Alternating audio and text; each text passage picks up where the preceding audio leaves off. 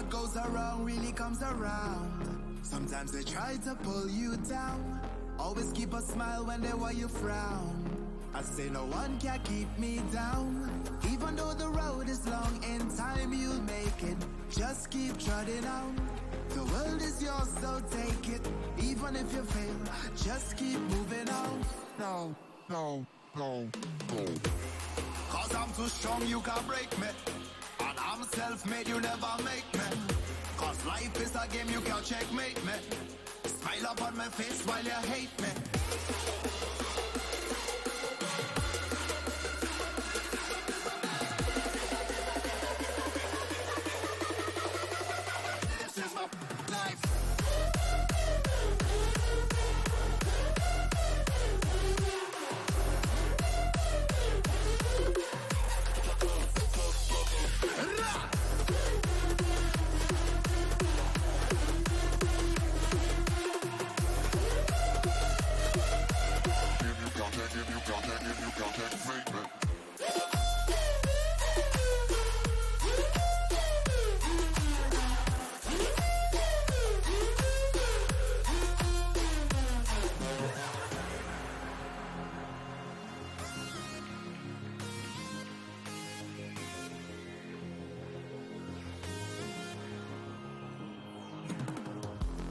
What goes around really comes around.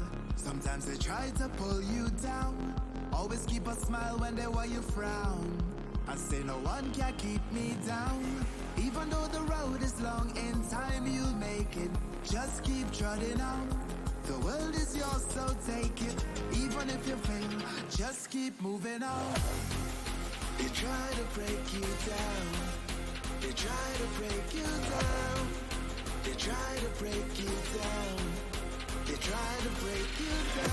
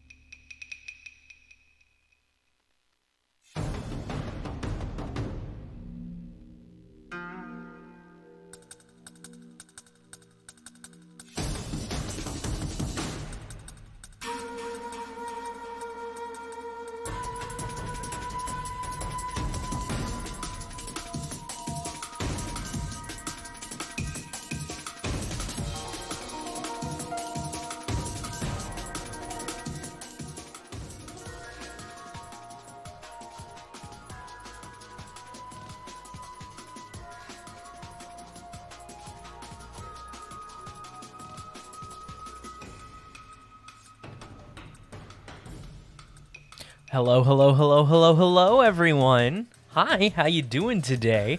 Hope you're doing well. Missed you all. Oh, how is your day going? Hopefully it's well. Hey, Solaris, how are you? Oh my gosh, so good to see you all. So very good to see all of you wonderful beings out there. All of you little devils. I'm so excited to be here. I'm so excited to be working on some art with you. I am so excited just to be hanging out with you. Thank you all so much for being here.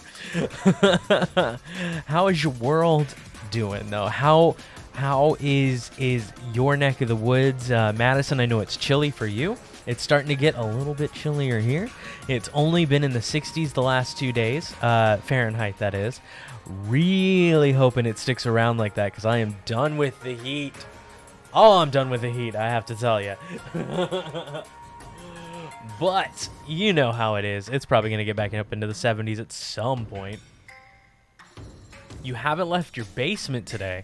Is your basement like your room area, or is that like, are you renting like a basement apartment? Because technically, that's what Gray and I are in. Gray and I are in a basement apartment. So I also haven't left the basement today. Or as we like to call it, the dungeon. Nice. I actually figured it out when I first moved up to this area. I figured this out last night, actually. I first moved up to this area. I spent 2 years living in a basement. You've left the basement. It's your room. So first, hi, Darth Nicita? Or Nikita? Is it Nikita? However you pronounce it, please let me know. I apologize if I've mispronounced that, but please feel free to correct me. But hi. Yeah, so when I first moved to this area, it's the first place I ever knew with basements. And I lived in a basement. I had a room in the basement for 2 years. Then I lived above ground for 2 years. And now it's another 2 years of being in a basement. So wherever I live next apparently needs to follow the pattern, needs to be above ground. Hey, Nikita, awesome. Hey, Yezik, hi. Thank you for the hug. Oh, good hugs all the way around. Or Nikta, okay. Nikta. Okay, nice. Well, Darth Nikta, it's good to see you. It's not too cold, but I just woke up being on the chill side today. Nice. Oh, I love chilly weather. I do. I love the cold, honestly, because I'm definitely of the opinion that you can always add more layers. You can always add more. You can't, if it's too hot, you can't you can't do that. But you can always add more layers. You can always add another jacket. You can always start a fire. Arson. No, don't do arson. I do not advocate arson. Little Nightmares does not know. Just because in Little Nightmares I'm like, can I set it on fire? Does not mean that I arson. Oh, nice, Solaris. That's awesome. Oh, so you're Darth Knight.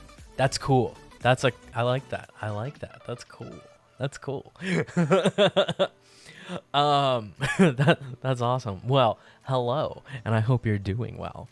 Yeah, I'm excited to have you all here. We're gonna do some art today, but I want to take care of a quick serious note before we get into art, and my mods know about this. There is but I want to address it because this is something that we found out yesterday. So thank you to Adora for bringing this to my attention. But there is apparently a streamer, an art streamer, going around right now on Twitch and YouTube and things like that, and downloading other art streamers' work and doing what he calls art improvement, or this person calls art improvement, and drawing very offensive things and ruining people's art and making fun of them and things like that. Yeah, that's on their Twitter. That's what they call it. It's their art improvement section, and they are very rude. They are not a nice person, and like I said, they're drawing very offensive things. They're making very horrible comments and jokes. And I want to talk to y'all about that for a minute. No, I'm not going to spend much time on it, but this community, we don't put up with stuff like that. Now, we've not run into this person personally, and hopefully we never will. But there is always a chance. Yes, banned on YouTube. Yes, this person is banned on YouTube. Like I said, JJ, Zentana, Stereo, Gray, Yesa, they all know about this. We've been talking about it in the mod section. And again, Adora, thank you for bringing this up to me. Because we do art streams here, and there is no such thing as art improvement. You cannot improve on someone else's art. It is not yours. And doing what this person is doing is not okay. In my mind, it is just not okay. And I want you all to know about this because I believe in transparency. I believe in being honest with all of you, and knowing that this type of behavior is something that we don't put up with here. And there's a lot of cyberbullying that's going on with this person and that community. And so I want you all to know that if we see that here, we will be on top of it as best we can and making sure that it doesn't happen here. And we will also just, like banning, doing everything we can to make sure that this person's not allowed to do what they're doing to this community, because this community is built on wholesomeness. It's built on acceptance. It's built on creativity and love. And there's no such thing, like I said, as art improvement. Everyone is on their own artistic journey. Everyone is at their own artistic skill. And the only person who can improve on their art is that person. I'm the only one who can improve on my art.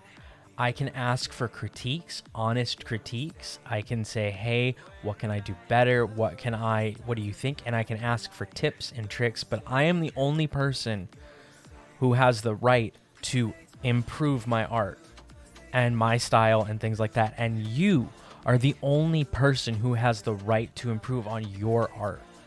No one else can come in and do what this person is doing.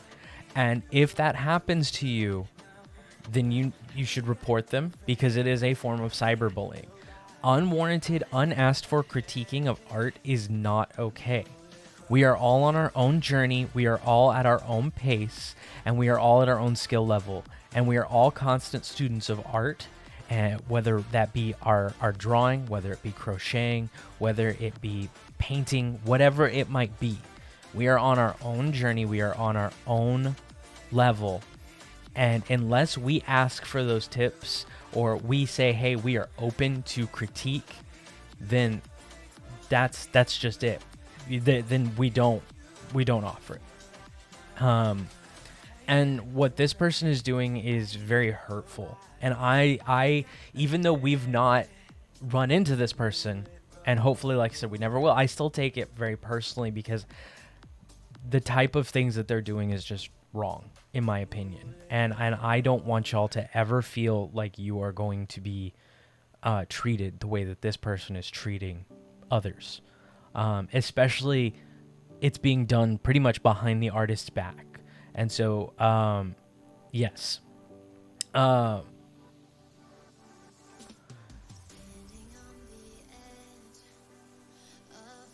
Right, exactly. Sorry, I was focused on the camera. I wasn't looking at chat.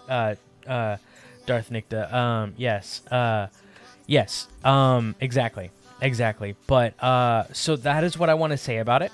That is what I'm not gonna put this person's name out there. But hey, AFP. No, that's okay. That's okay, AFP. No worries whatsoever. Completely understand. Yeah, I hope you're doing well. Yeah, no, I completely understand that. It's fun so far. That is the only spoiler I will give you, is that it's fun, and I hope you enjoy it when you get to your playthrough. But yes, that is what I wanted to talk about with this person and this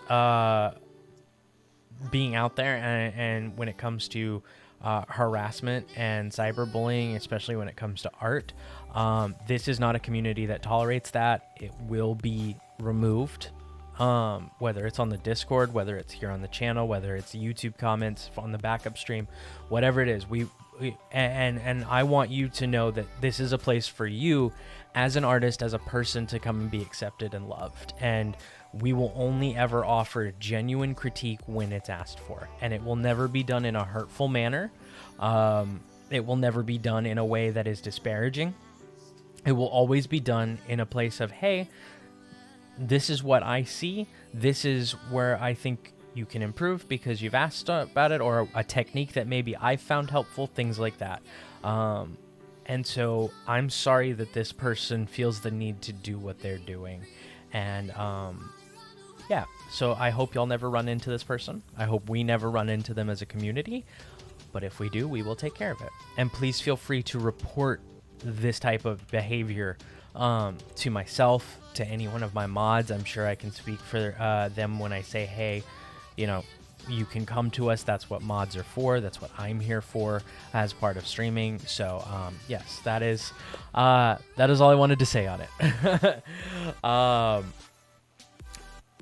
Nothing has happened to us, AFP. Sorry, again, got caught up here.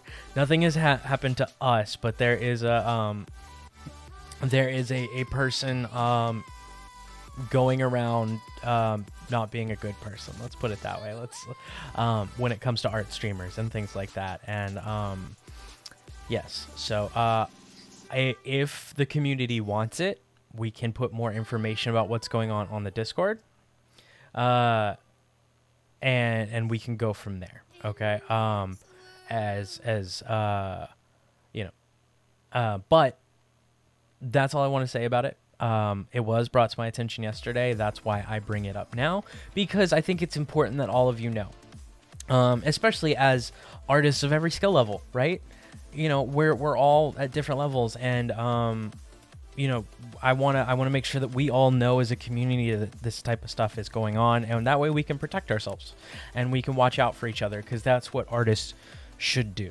Is we should watch out for each other, we should care for each other, we should support each other. And just help each other, at least in my mind, right? But yeah. Anyway, all of that aside, let's get back to the fun stuff. Let's get back to what we're here for, right? I have something cool to show all of you. As we're jumping into this today, because we are gonna paint Raya Star, our OC that we've been working on for a while now. Also, I have another chair back here, so maybe now we can actually see both cats. We'll see. We'll see if Leo decides to jump thing. Yes, this is actually a resource that I'm going to put up in the Discord for everybody too. Okay, so one of the things that I know as I've struggled with as an artist is skin tones. Skin tones when I'm painting, especially digitally. It's very easy to get caught in a rut on skin tones. And oh, thank you, Madison. Thank you. But this is one of those things that we were coming across. We found out on Facebook. Gray sent it to me, and I haven't had a chance to break it out yet, but I wanted to share this with you. So skin tones are a thing, like I said, that I have had trouble with sometimes, you know, finding the right tones and learning different techniques on how to get better skin tones. But sometimes I get into a rut of my characters start looking the same. I start using the same skin tones because it's what I'm comfortable with. Well, let me go over to the work screen real quick. Let me also get my pen. This is what is lovingly being called the Flesh Cloud, the mighty Flesh Cloud. And I'm going to share this resource with all of you on the Discord after the stream today. But I thought this was just such a cool idea. It has all these different tones, starting from really light tones up here all the way down to really dark tones. It's a great place to start finding new skin tones, new flesh tones to work with. It's a great jumping off point. And I thought it would be so fun to use this to start working on Raya. Yeah, so I'll be referencing this for my base tones and everything like that. But like, I love this. Like, they have more olivey skin tones down here. They have, you know, more of your Caucasian skin tones, some of your darker skin tones, some of your warmer, like, red tones. It's such a cool reference. And I'm lucky that we found this in a big enough format that we could actually probably share it, and you could download it off the Discord and things like that. But yeah, it's so fun. Exact flesh tones for the skin flesh. So yes.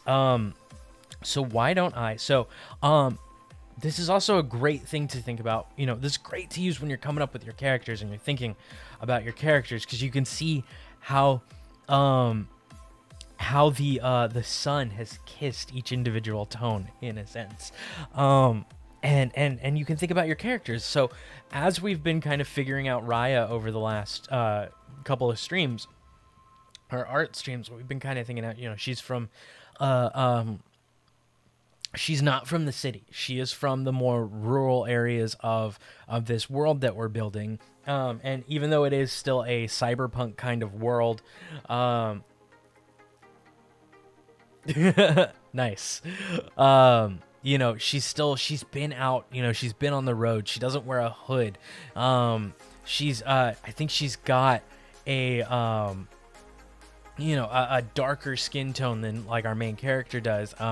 You know, she's more tan. So maybe for this, we maybe focus like right in here, maybe somewhere in here for our base tone, and or maybe even right here for our base tone.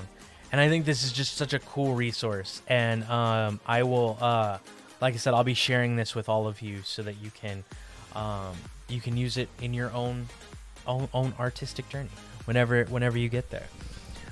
Okay, so first and foremost, we're gonna lock this layer down.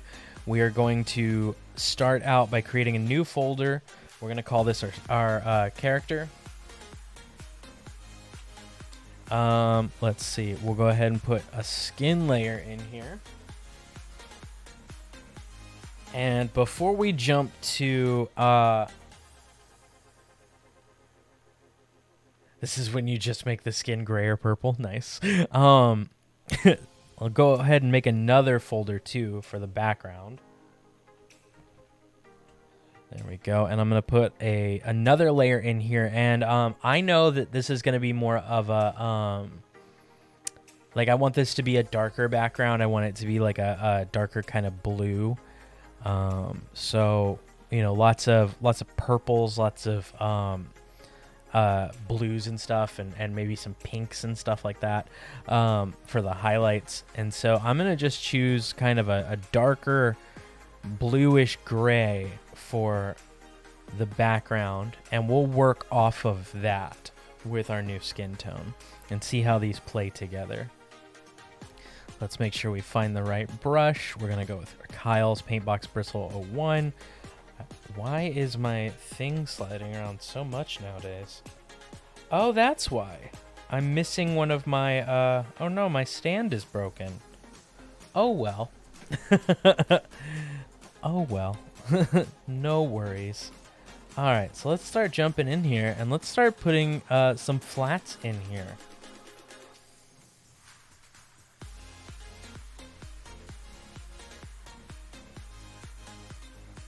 Oh, nice. Sorry. Oh, I got so caught up. I got so caught up in and the other stuff. I completely forgot to ask. I'm so glad your re-exams went well. That's awesome. Yay. Yay, yay, yay, yay, yay. I'm so glad to hear that. Again, I'm sorry that I just completely spaced and forgot to ask about that, JJ. That is my bad. The bingo website, nice. Nice. It's so have you found out your grade yet, or are you still waiting on that? I mean, I figure you just took them like yesterday and today, right? So one module remains. Okay. What do you have left? The mobile development one. Okay. That one always seems like it's going to be the hardest to me. I could be completely wrong. It could be super easy. But it always seems like it may be like one of the harder ones for me because I feel like mobile, like you can get everything looking so good on like web, and then for mobile, like everything breaks, you know? It's Stress City. Yeah, you're right. I feel like I feel like a lot of like website builders and things like that, like Wix and Weebly and all the other like Squarespace and stuff, like they try their best to make a like mobile, like an auto mobile, but it just does not work. Umbropolis? Ooh. What is your cyberpunk world for? Is it like just a world that you're creating, or is it like a D&D campaign? It's for both Android and Apple. Oh, see, and that's the other thing that I'm like, how do you keep them? Why can't we just have like a universal standard for those two? But then again, oh, nice. That's awesome. It's universal. Okay. That's awesome. Darth. Do you mind if I just call you Darth for short? Totally okay if not. If you want me to say the full thing, that's cool. I try to shorten names to just help me stay on track though. But that sounds like a lot of fun. Okay. Theoretically it's universal? Okay. I just feel like they're all trying to like branch out, and like Apple is so like, oh, we're Apple, and we have to do it this way and it has to be different from everybody else. And I'm like, but why? Why do Microsoft and Apple hate each other? I know they're competing brands, but at the same time, like, I just want a nice watch, or I just want a decent phone, Although apparently I'm doing something wrong. Everyone I know seems to have like a smartwatch.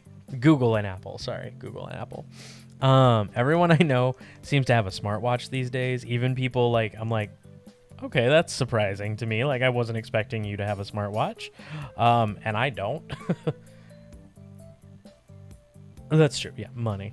But then again, as we all know, money is the downfall of so much. If we didn't need money, it'd be nice, wouldn't it? If you could just get what you needed. When you needed it.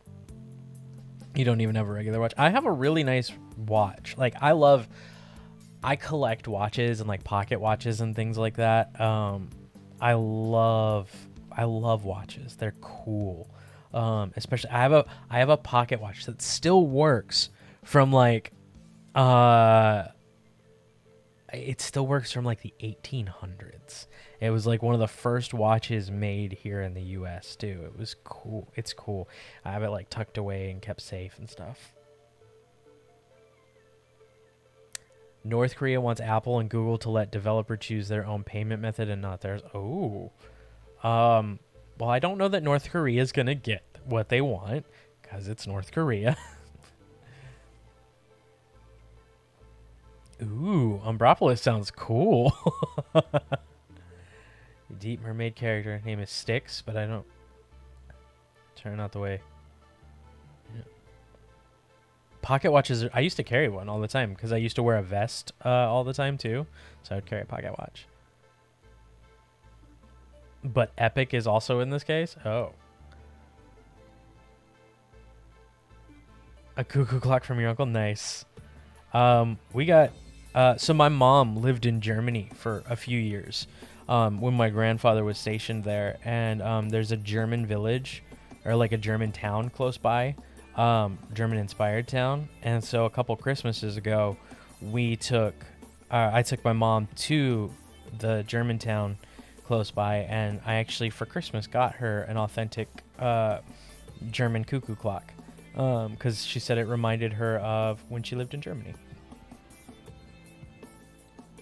You believe Spotify is also... Oh. Interesting. And hey, sorry, AFP. It's totally okay if your character doesn't come out the way that, they do in your head. Sometimes that's actually the best thing because you learn something new about your character. There's so many times that happens for me. It's like I get an idea and I'm like, and then it just doesn't come out just right. But then I end up learning something new about my OC. I'm like, well, why do they work this way? Why did they come out this way? Was it just, there's a lot of fun that can be had there. But I also totally understand the idea of, not wanting to jump into it and disappoint yourself too. I like to always approach it when I get that feeling of what am I going to learn about my character? What am I going to learn about my skill level? What do I need to improve on? What do I need to do to work on, to get to the place that I want to be. I always use it as like a learning experience, or I try to. I'm not perfect. Sometimes I fall flat. Sometimes, sometimes you just can't get where you want, and that's okay. And that is totally okay. Darth, by the way, quick question for you. Do you have any drawings of your OCs? If so, we would love to see them if you're comfortable sharing them in our Discord, which I found out today we have almost 100 people in the Discord. Can you believe it? Our Discord's growing so much. We have almost 100 amazing, wonderful people in our Discord, which is so cool to me. If you had said to me a year ago that I would have a Discord community that's almost 100 people strong, I would have been like, I don't even know what Discord is. Now, I knew what Discord was a year ago, but like I would have never thought I would have had a Discord at this time last year, other than like what I used it for, which was work, and like occasionally for like a chat with friends. But it's amazing. Oh, that's okay. Sometimes that's a place to start. One of the things that Gray and I do on occasion is we'll use like doll makers and stuff online to kind of conceptualize, what new characters might look like if we don't have time to sketch, or we don't have our, like, maybe we're like on the bus or something and we have an idea. Yeah, that's something that we've both done before, and some of our friends do it too, especially for like D&D campaigns and things like that. Thank you, AFP. And there's nothing wrong with that. Maybe I can create a channel on the Discord that is maybe not as art focused. It's not like on the art post channel, but like just a place to share your original characters. And I'll make sure that there's a little thing, a little blurb in there that's like original characters belong to the original poster. But it's just a place for us to share these characters and, talk about why we love them, and, ask what people think if we want, or like, hey, like, because one of the things I miss so much about being in a setting like when I was in New Mexico was I had a writer's room around me. Now, for those of you, yes, I love D&D. Gray and I are currently watching through the Unsleeping City from Dimension 20. We've finished Fantasy High Season 1. We finished Escape from the Bloodkeep, and now we're watching the Unsleeping City. I'm a huge D&D fan. I would love to play it more, but right now we just don't have the ability to. I was actually thinking... Nice. But yeah, maybe we could have a place where we could like all talk about our OCs and why we love them, and what makes them cool, and talk about our worlds. And like I said, I love having a writer's room, which is a place where like you sit down with other writers and you pitch your ideas, and you read your screenplays or your excerpts from whatever it is you're working on, and you get creative feedback from them. It is a safe place to get creative feedback, and get honest feedback as well. Like, they'll be like, hey, I think that line is, of course you got to set the standards of like, be nice about your criticism, even if you don't like something, things like that. But it's just a fun place, and maybe we could have like a small version of that where we just share our OCs and be like, hey, this is, something that I'm working on, and maybe, if the community is interested in it. We do a lot of things based on community interest and things like that. Hi, Gray.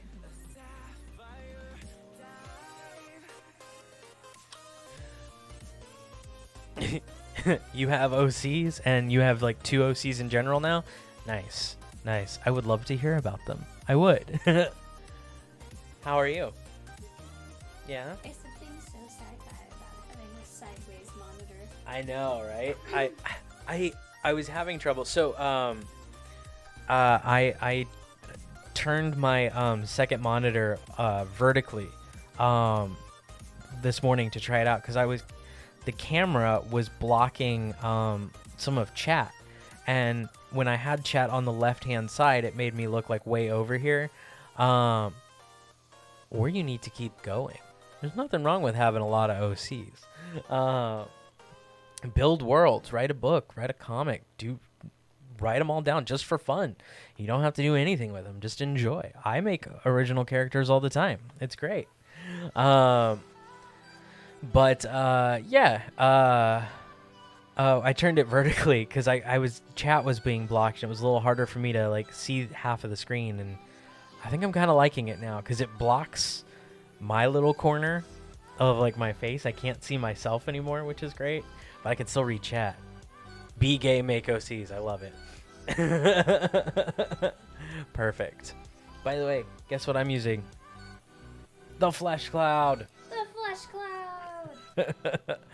I use that to pick my skin tone. Exactly. Yeah. Discord and yep. It makes chat so much easier. You just made your own flesh cube? Since you can't see your center here, when you're relaxed, you lean back over here, you're practically off the screen. Oh. Just FYI. Okay. Be queer, make OCs. There you go. Be you and make OCs. There we go. Yeah. Just be yourself and make OCs. Make OC. I like it, Solaris. I've made my own flesh cube. Try saying that in polite conversation. I have a statistical question. A statistical question. Yes. Does our baddie have underwear on?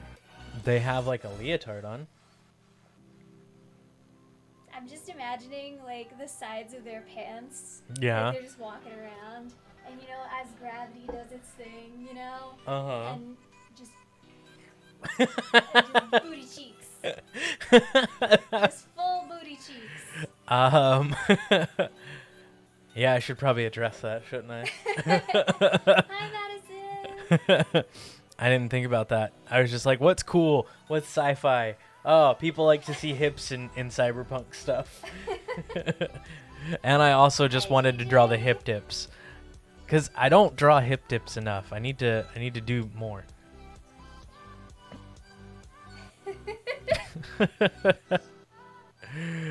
Oh.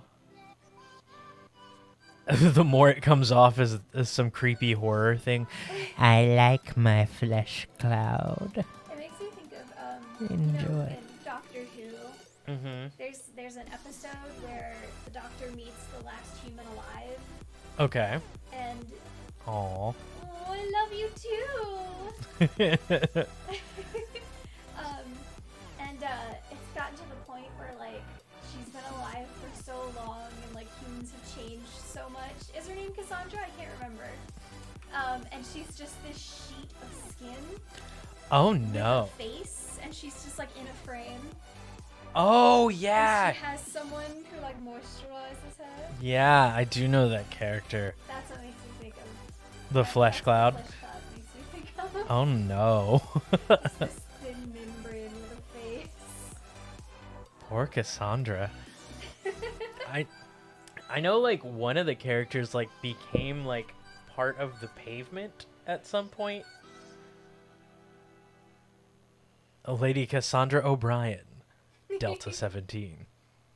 All hail the glow cloud. Nice. From the cardigan to make a unicorn. Aww. Aw, That's sounds so cute. I know, right? And I love that kind of idea of just like, you don't know what I'm doing, but it's going to be for you, and it's going to be cute. I love it. I love it. Let's go ahead and... Well, I want that to be darker. There we go. I love you. Bye, friends.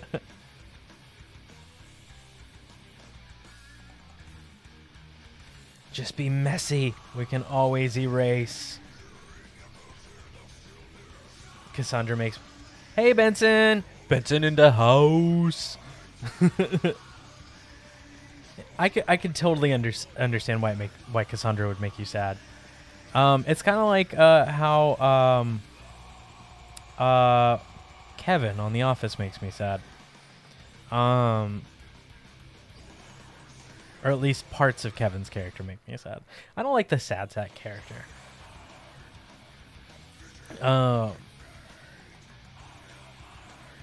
But that's a whole nother story.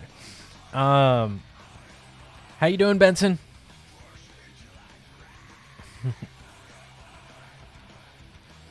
Greg's gonna go work on some photos from the gig we did on Sunday. Or either that or another gig that they had earlier. Ah, yes. Yes. That's kind of that tragic character.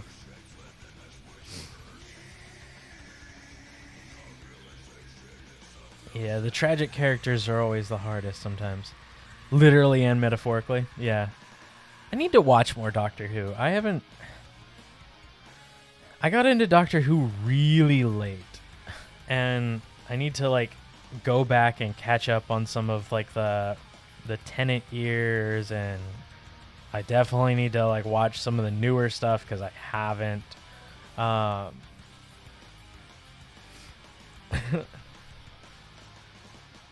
yeah, it is. It's really cool. I think the only thing that I haven't seen any of the new Doctor. Is the new Doctor good? Is like, I was so excited when they were like, the new Doctor is going to be female. I was like, that's amazing. I love it. Let's do it.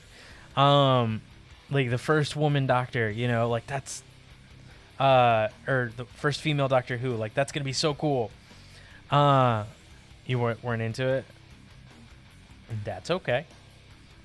I feel like it's also one of those series that, like, you have to, like, be in the mood for. The newer one, that's okay.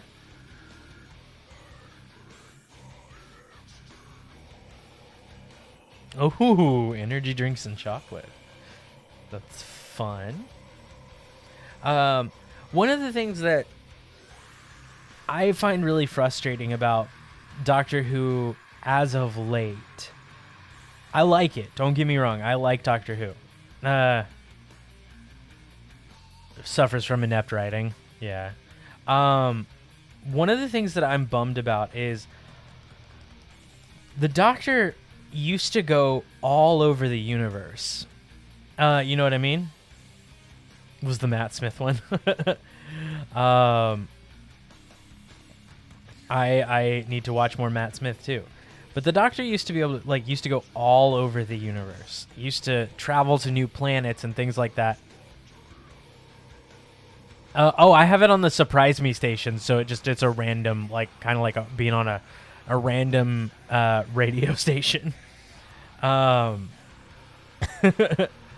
not complaining either. But I feel like starting in the Tennant years and kind of going forward, a lot more of it just focused on staying here on Earth and different time periods and stuff instead of going to other planets and other parts of the galaxy and things like that. And maybe I'm wrong. Maybe they do go to more places now. But I'm like, you have the opportunity to literally go all over the universe.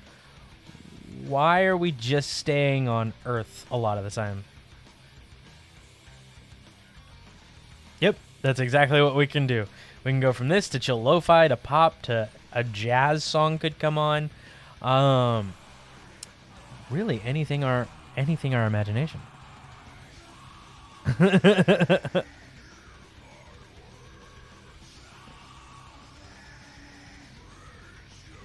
Oh, I'm gonna have to sneeze in a minute. Excuse me. Nice. My Spotify is very, very similar. I could go from singing show tunes one moment to, hardcore hip hop the next. And it's always wonderful. Thank you.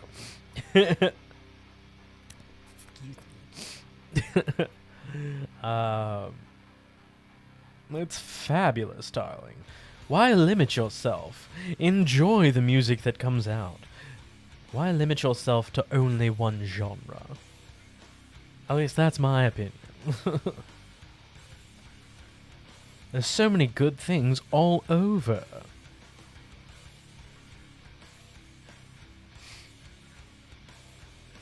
Okay, make sure we get all of this out of here. Excuse me. Thank you. Okay. Excuse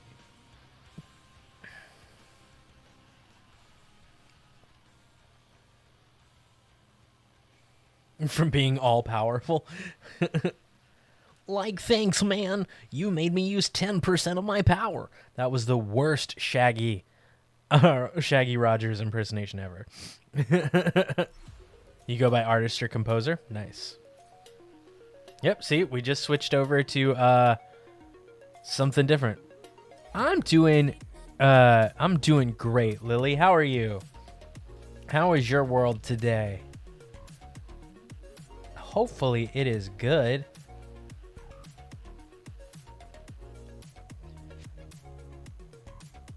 A couple of reasons, Madison. But that's a great question. So, first and foremost, it's easier on the eyes. Also, with digital art, sometimes it is hard to see how a color is going to stand out against others. So yes, just like Solaris was saying, it is to help kind of get a sense of what we're going to be like. I know that my background is going to be a little bit darker. It's going to be heavy on blue tones. It's going to be you know, kind of like a nightscape almost. At least that's the idea I have in my mind. And so it helps me find colors that are going to either, if I want to have my character blend into that or pop out against it. I can choose colors that really contrast or blend in, and I want her to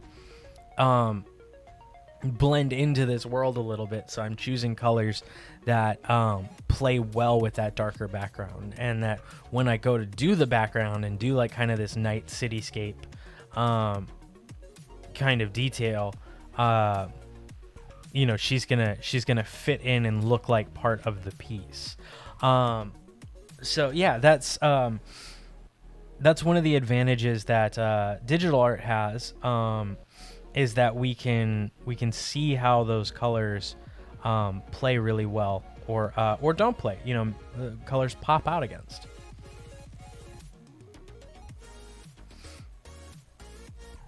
Hey, 3 is more than 1, right? And that's wonderful. And hey, sometimes 1 is more than 0. I mean, 1 is typically more than 0 if you're thinking mathematically, but you know what I'm getting at.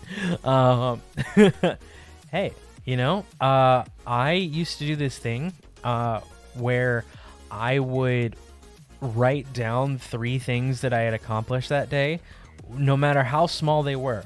Whether it was, hey, I got out of bed today, or hey, I took a shower and brushed my teeth, or hey, I did this or I did that, to help me realize I was doing stuff and I was accomplishing things even though I felt like I was doing nothing. So it's a great little thing to do. It's all too dark. Yeah, it could help with that. Yeah. Exactly. Exactly, Lily. Exactly. It could definitely help with that. Also noticing, looking at like your color profile and things like that, you know, there is no universal screen tone. You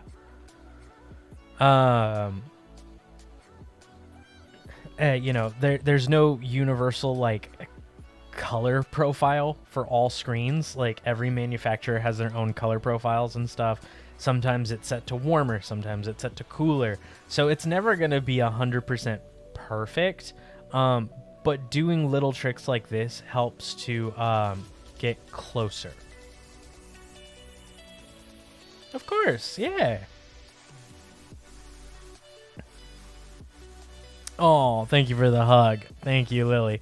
We're working more on Raya Star. Our OC that we've been working on for the past few streams. We're actually at the painting process finally. I am just laying in the flats right now, and then we're gonna start. And this is coming along really quick, actually, because she doesn't have a lot of colors to her. Oh, it's going well, I think. We used the flesh cloud to pick out what her skin tone base was, and we'll start adding more to it here and there. And yeah, I think she's coming along really well.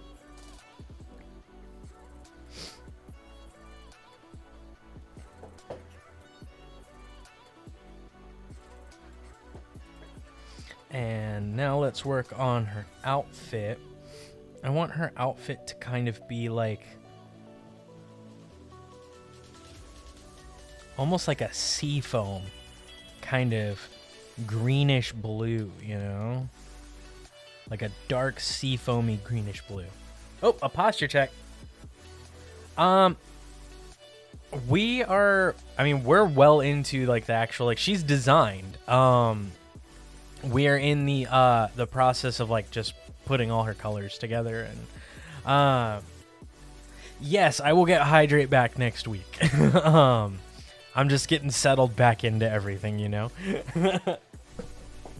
But no, she's pretty much designed. I just have to add all her colors. Like I knew what her color, like her colors were gonna be before we ever even started drawing her. Because it's denoted by her school, or her not school, but her school of training, you know, her method that she was taught.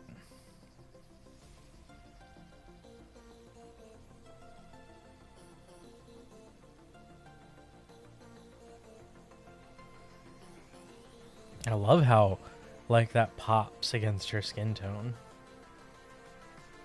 There we go.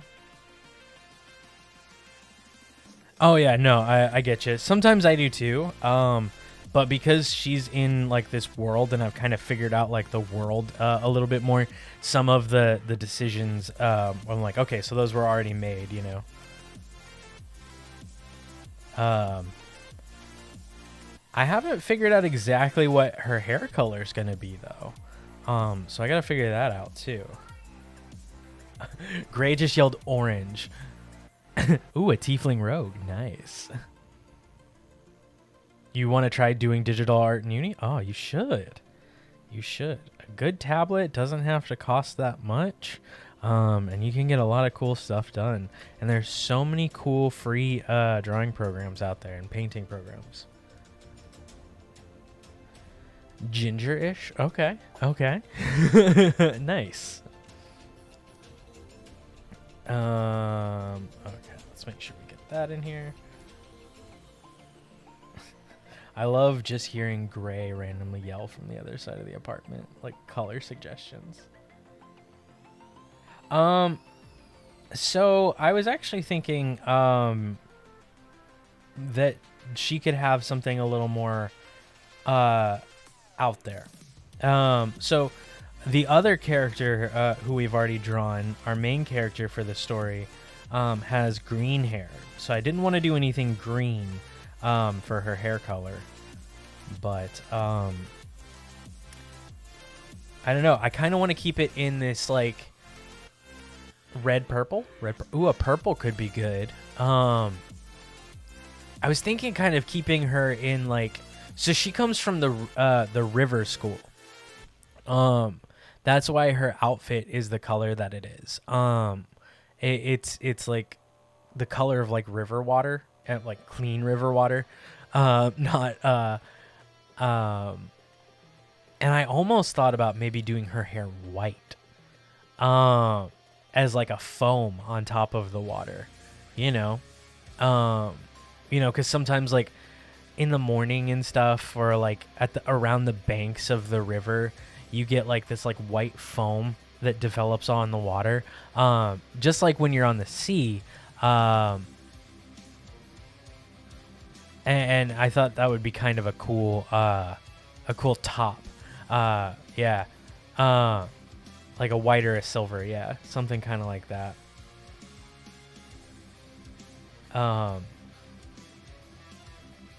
Because so her school of training that she goes to, or her school's not the right word, but her like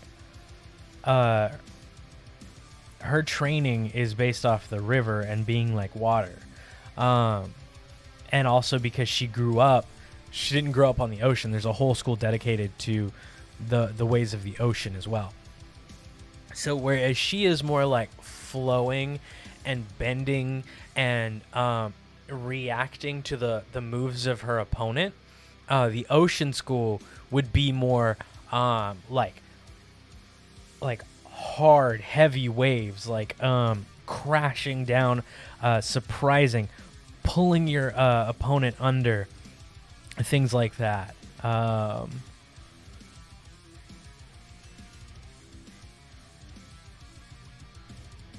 And then, of course, there's the Shadow School, who are main characters from.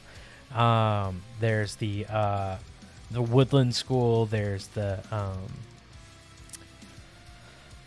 there's so many schools. There's so many methods.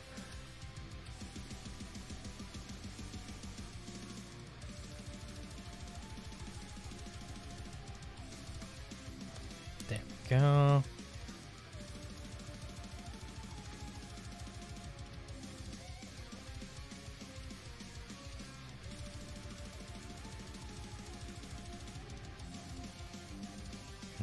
Go.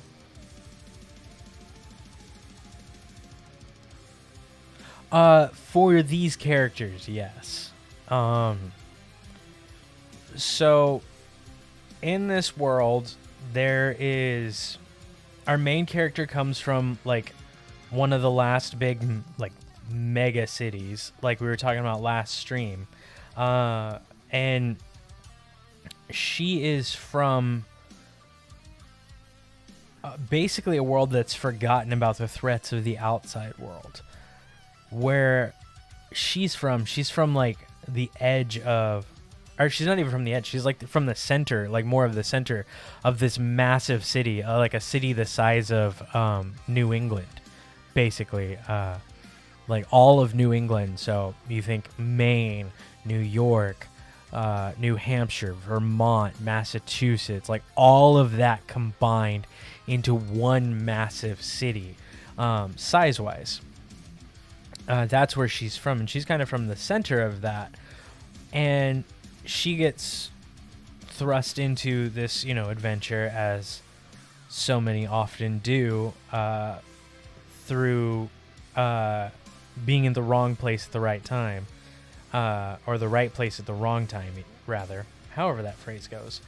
And she ends up becoming one of the only remaining students of the Shadow School.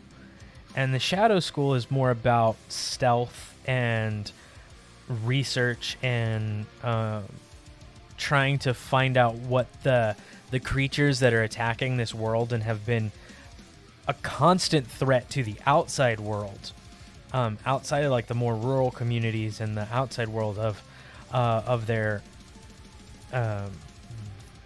area. They're trying to find out like more about why these things are here and how do they defeat them, and finding new ways to defeat them, things like that. And one of the kind of points of contention with Raya and our main character is that Raya was supposed to be a shadow bowler. She was supposed to be trained in the Shadow School. She was actually going to be chosen to be the next one, but fate and destiny and all that had different plans, of course. And because of her temperament, she actually ended up being drafted over to the river school and denied by the shadow bullet. And so she kind of harbors a little bit of resentment over that, and as a result finds that the shadow bullets are, in her mind, useless. They're not needed anymore. They know how to defeat these creatures.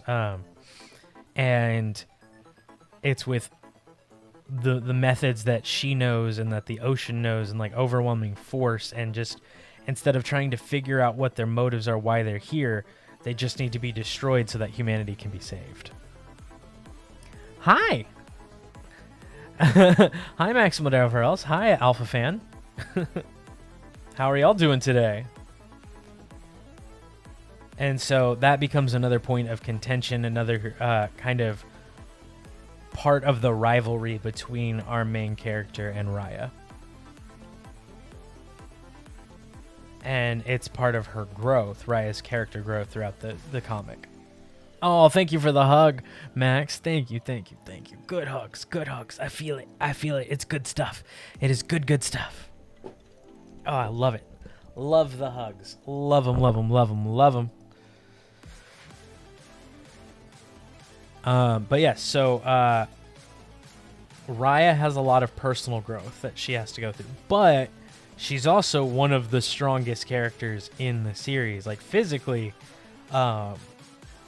and just like overall, she's, you know, I try not to swear on this channel too much, but she's a badass.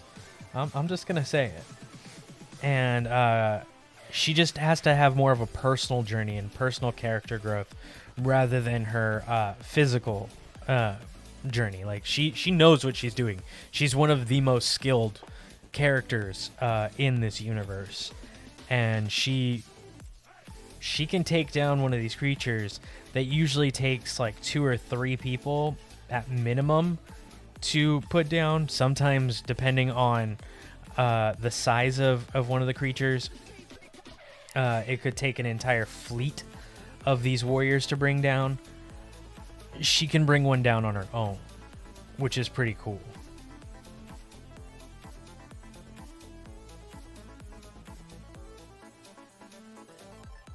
And the drift worlds, nice. Oh, sorry, I got the hiccups. Ah, too far.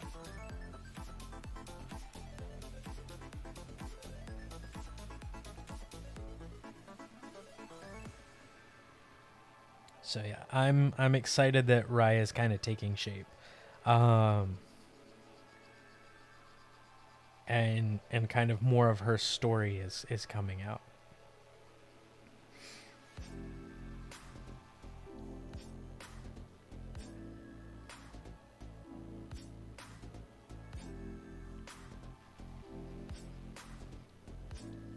I keep sticking my tongue out. As could I, Solaris. As could I. I love this. Like, I love story creation and ideation, and in a perfect world, I'd be teaching something like this, you know, and running workshops and things like that. That would be so fun. Just that was actually one of my favorite courses in college. Was my ideation class, where we learned how to do exactly what we're doing right now and coming up with characters. And I would love to teach something like that. I just I would need my master's degree to teach it, and I don't have the money and or time to get my master's right now.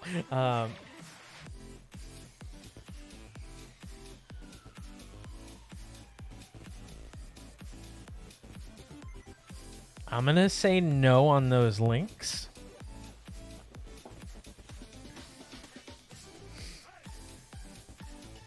Because I don't know what they're for.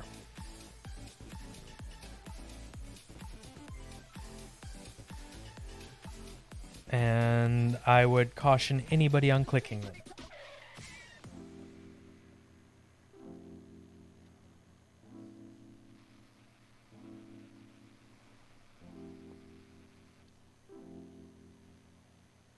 I'm actually going to go ahead and...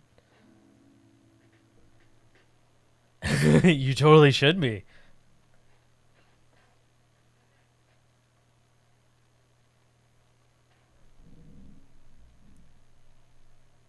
Oh, can you wait? Can you not get them because you're in the UK? Thank you, JJ.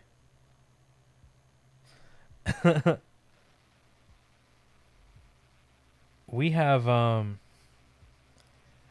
we have some of the squishables. We have the plague doctor and a ghost. Thank you very much, JJ. Ah, I'm sorry.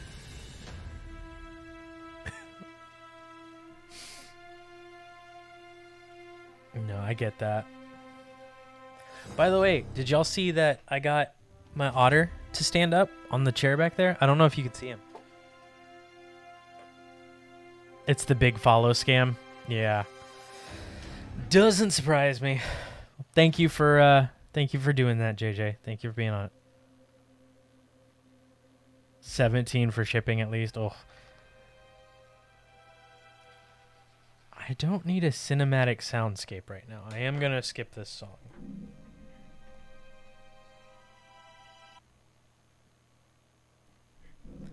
There we go. Oh, 17 for shipping is a lot.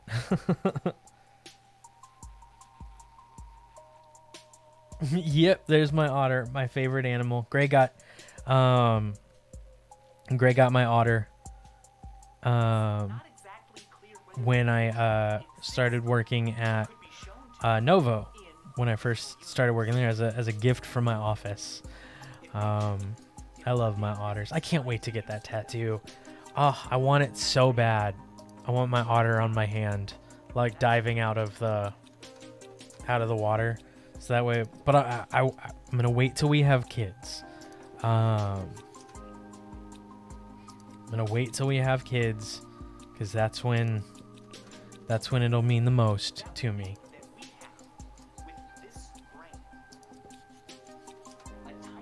But yes, like I was saying, I don't know what my spirit animal is. I would love to know.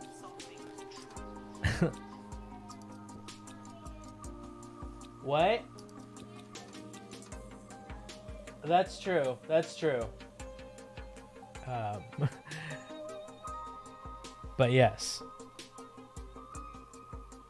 Oh, thank you, Pretzel. It has been a while. How are you doing?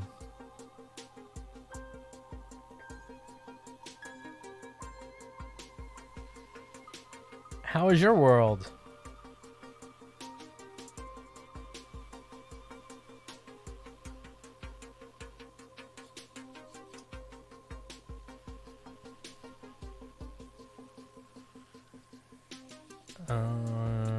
Sorry, I lost my train of thought.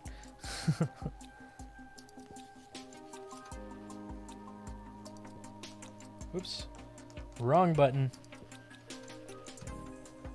Excuse me. Excuse me.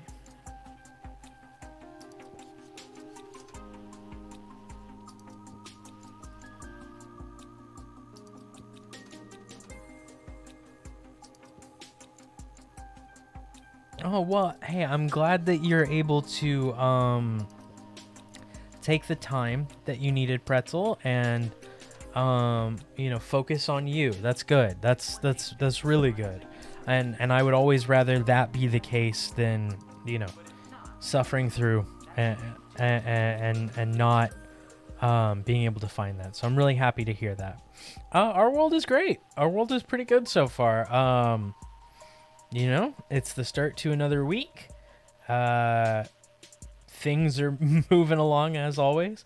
I've got some work to do over the next few days, but other than that, it's not bad. We're having a great day on stream as always. And yeah. Oh, thank you for the hug, Pretzel. Thank you. Oh, good hugs, good hugs, good hugs. Oh, good hugs. You've been hugging a pillow?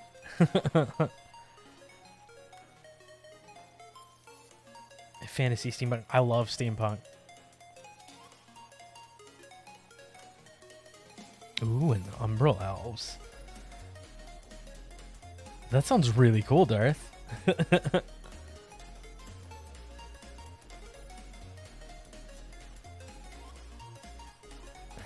let's get this.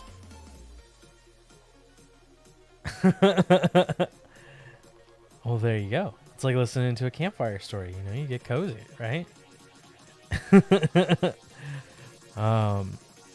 Yeah, I'm still figuring out some of like the details on this world, but a lot of times when it comes to ideas like this, I will create a lot of the characters first, and then the world forms around them. Except for in the case of our main character, whose name I am intentionally vague on, and just never say, because I want her name to be a surprise. But she kind of came into my mind fully formed, and the world followed with her. And I'm excited to kind of start writing out the outline for her journey.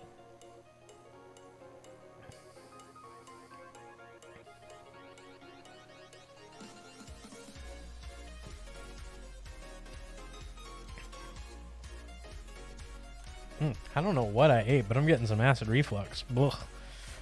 My lunch was apparently not happy with me. Sorry, I know that's probably TMI. And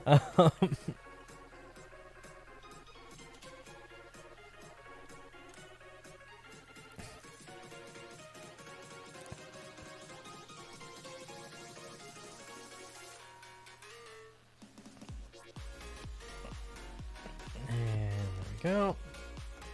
I'll be okay, though.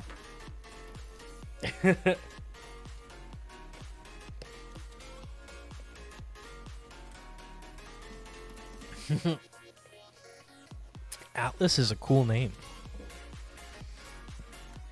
Just saying.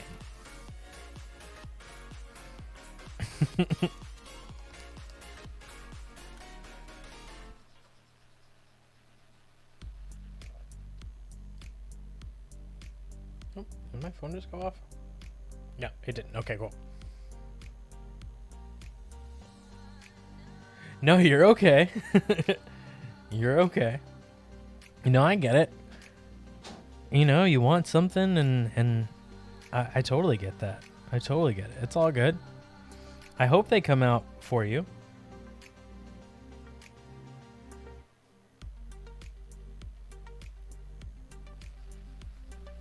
Sorry, looking at my bigger drawing here for a minute. Making sure I'm actually working on what I'm supposed to be working on.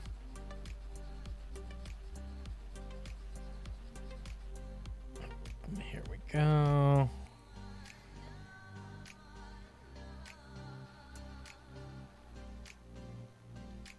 Get into those little crevices here.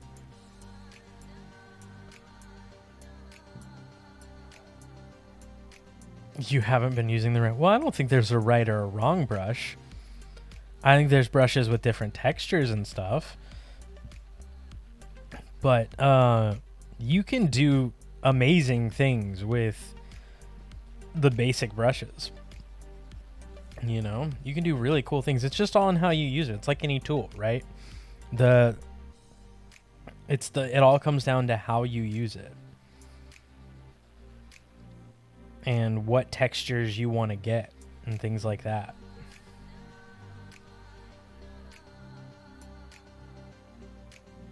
Oh, you've been using an airbrush for your eraser? Yeah, I tend to find that a hard eraser helps out a little bit. Makes it a little easier, a little quicker. And I know there's actually a way to do this to where, you know, it would be even quicker for me, but I like the erasing portion of it. I find it calming and kind of therapeutic, actually. But yes, and I let everyone know the brushes that I use as I use them too. And all the brushes that I'm using are, if you have Photoshop, they're free on the Adobe website. A lot of them come from the Kyle's art pack that they release every season. Yeah.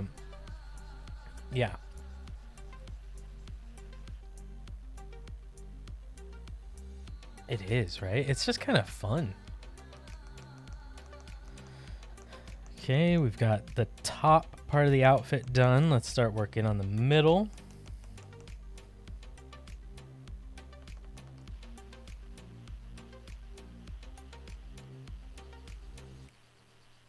There we go.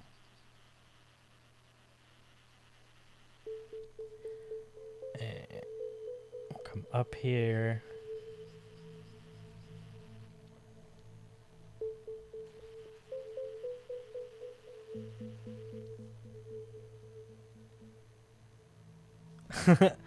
I find it helps me think about the character a little more. Like it's like when editing film. So a lot of times I meet editors who they're quick. Only if you want to and only if you can. Pretzel, no pressure. They're very quick, but their edits could be more refined if they took just a slightly slower approach to the way that they edit. So I was taught, hi Alex. Nice. I was taught to edit on a program. I taught myself on Sony Vegas, and then when I got into film school, I had an editing instructor who was like, forget everything you know if you can. And I was like, okay, I will try. And then he taught us Avid Media Composer, which is probably the closest thing you can get to editing actual film in a digital program. And like actually splitting and cutting film, which I've done before, which is really fun. And before you make any action, like a cut or a deletion or anything like that, Avid stops and asks, "Are you sure?" Because once you do it, you can't Control Z. Okay, I believe you. I do. I trust you. It may just take a minute too.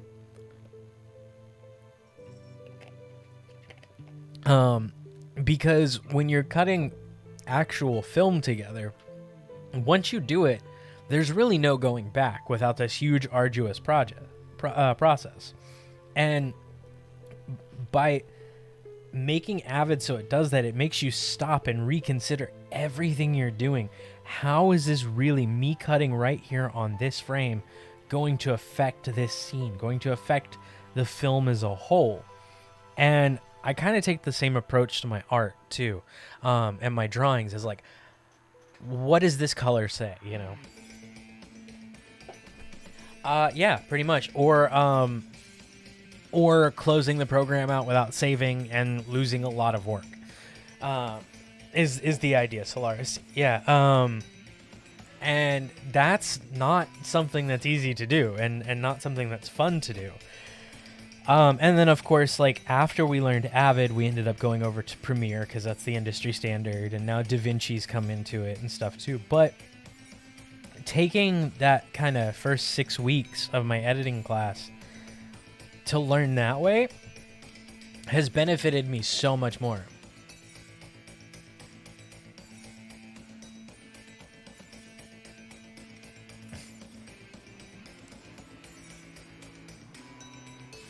You haven't been on call for 30 years?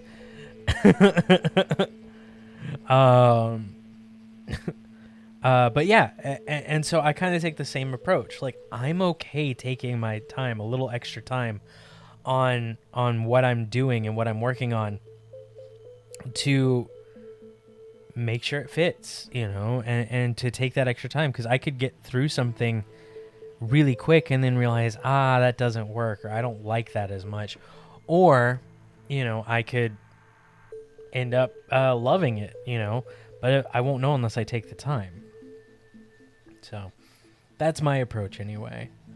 I know people who are much quicker and they're very happy with how they do things, and that's cool.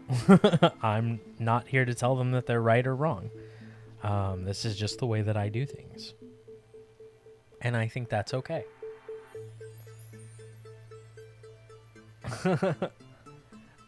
Yes. I was saying how I use the same idea that I learned, the same ideas that I learned when I was learning to edit film in my art as well.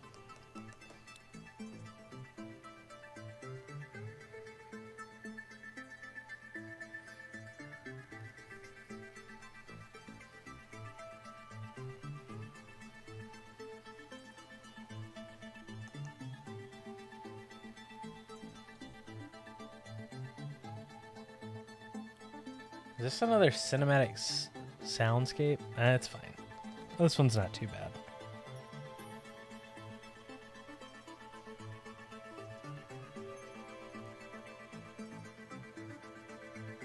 That's true, because you know how long it's taken you. It's you've put your heart into it, you've put your mind into it.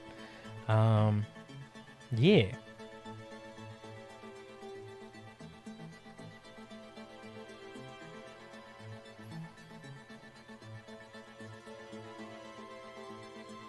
Oh yeah, editing. There's a saying that I love in film, that a story is told 3 times. The first time is when the writer writes it. The second time is when the director and cinematographer film it, and the third is when the editor puts all the pieces together. Because they are literally the last ones to tell the story. Like, they are the ones to put it all together. A pretzel of all trades. I like it. And it's very true. Having written films, having directed them, having edited them, some all of my own work, and some coming in at various points in the process, it is so easy for the story to change in everyone's hands. And that's one of the coolest things about film to me too, is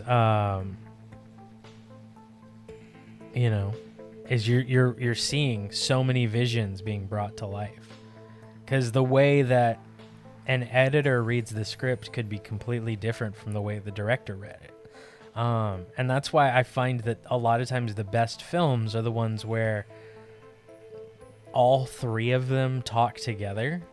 Or maybe not even the best films per se. They might not be the greatest film in the world, but the most cohesive films, the ones that flow the best, usually have a team that works really well together, and they talk to each other about the vision and what the writer meant and what the director thinks and what the editor has to say. They really come together. Is what's left on the cutting room floor. Yeah.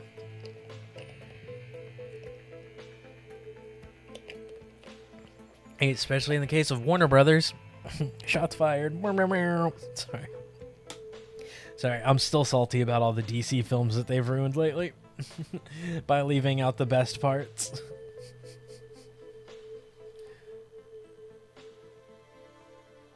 Very true. Very true.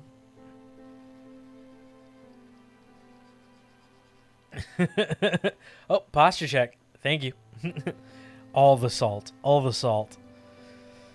The Snyder Cut could have been shorter, but it was so much better than what we got. So much better than what we got. And I will sit through another 4 hours of it too if I have to prove it.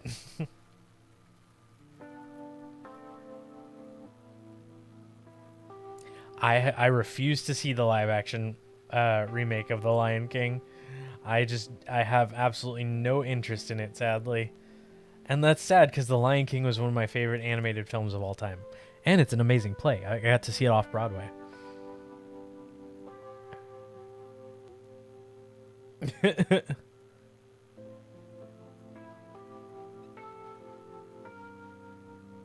Not being deleted, exactly. The thing about, there was no life to the characters. Like, in animation, and this is going just off the previews, obviously, because I haven't seen the movie. And I'm not going to like say a movie's bad, you know. I'm not going to disparage on a movie. I'm just going to give you my thought. The reason I didn't want to see it, the reason I felt like maybe it wasn't going to be a film for me, was they didn't make the mouths move.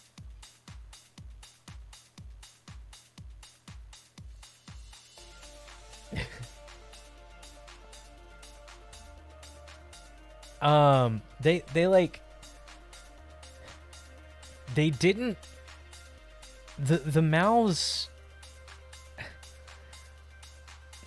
didn't work for the characters. Like, you know what I mean? Like, they didn't animate the mouths in a way in the preview to make me really believe that these animals were singing, or like the jaws. It seemed like no matter what, the lip sync was going to be rough and not the greatest, and like the characters seemed like they had no weight to them either, like physical weight to them. Like in the animated version, you can kind of, their mouths don't move like the actual animals, right? Their mouths move like humans, and like the way that we're used to seeing, and the bodies move that way too. And your suspension of disbelief is, you know, is an animated movie. Of course, they can do that. That's part of the rules. We just believe that, and it's fine. Whereas in this one, in the live action one, that it's like they tried too hard to make it realistic, and then completely forgot that they were going to be singing.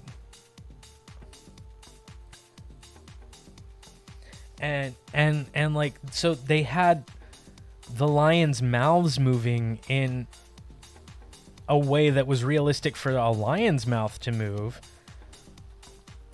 but not for a lion. But lions can't sing, you know? And so it was just a lot of, there was no, like, you know, there was no emotion behind it, and so it felt kind of cold. So I don't know. I haven't seen it. I don't really want to, even though I think the cast is fantastic. And yeah, this is my personal opinion on it. I agree. I think the Disney live action remakes are, I don't know. They're just not really my cup of tea anymore, you know? I thought Cruella was okay. I haven't seen Mulan. I kind of refuse to see Mulan. Same kind of for other reasons, but I won't get into that. And I only saw Cruella because my family bought it, and we share a Disney Plus account. Shh, don't tell anybody I said that. I don't want to get in trouble. But yeah, and then like Cinderella and stuff like that, I had no interest in. Beauty and the Beast. I love Beauty and the Beast, the animated film too. I saw that one in theaters when it came out, and I got so upset. Not because the film wasn't good, because it's okay, but because the camera kept moving. I thought Maleficent was the best one of the bunch, honestly, because it was at least a new take, you know, on the idea. It wasn't just that they were trying to do the animated movie all over again. They like at least were like, oh hey, let's flip the script a little bit. Like, let's tell it from Maleficent's perspective, rather than this is just Sleeping Beauty, the movie. But like, if you'll notice, in a lot of like the live action Disney films, the camera never stops moving. especially in Beauty and the Beast. Oh my gosh. There is only one shot in that movie that I can recall where the camera was stationary. And it was the best shot in the whole movie to me. And it's the scene where he's in the rose garden asleep and snow has collected on him, and for a fraction of a minute the camera's not moving, and you can almost, he's so still and asleep that you almost can't see him. And I also want to preface that all this, like, just because I may not like something, or I may, have certain opinions on things, that doesn't mean that y'all can't like it too. You could think it's the best movie in the world. That's totally okay. I want y'all to know that.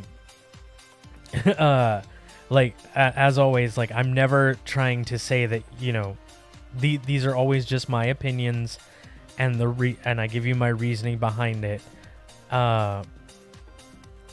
You don't have to accept those opinions as fact. They are not. They are literally, like I said, they're just opinions. And, enjoy. I want you to enjoy what you enjoy. Exactly. Yes. We don't gatekeep here. I just tell you, like, why I like something or why I didn't. And again, I liked the Beauty and the Beast film overall. I thought it was okay. I didn't think it was groundbreaking. But I think it's because I got more annoyed with the camera in that movie. And then I started to notice a trend that in a lot of these live action Disney remakes where there's a lot of heavy CGI and stuff, they keep moving the camera around, and you don't get any time for your eyes to focus so that they can cut corners on the CG, and it's frustrating. It's very frustrating, because I'm like, that could have been a very beautiful film, but by keeping the camera to where your eyes could never really focus on anything, I feel like they hindered it quite a bit. I should probably save this.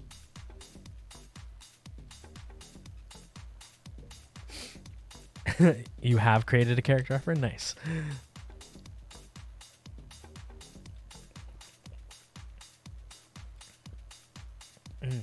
Powerade melon. Oh, thank you, Pretzel. Thank you. I'm gonna go ahead and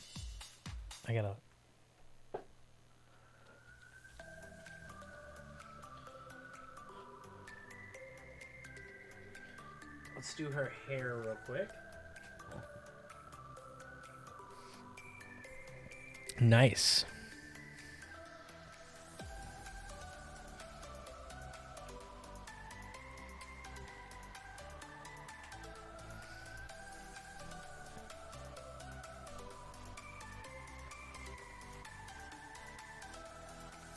I think, like with any game, it takes time to get into. And it depends on, like, your DM and the people you're playing with.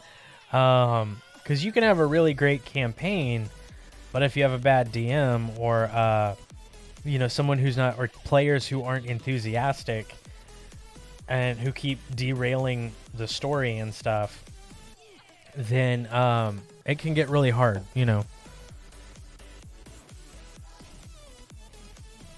Oh no, I'm sorry to hear that. Let's actually do this color. Give it a little bit more blue to keep in her aesthetic.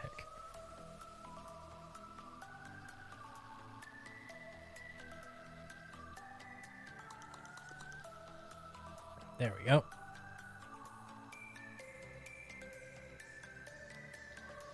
Yeah, D&D is just one of those things that, like, it's there to just have fun with, and you don't even have to play to come up with cool characters. And building a homebrew is really fun and cool, actually. I love homebrews. I think they're like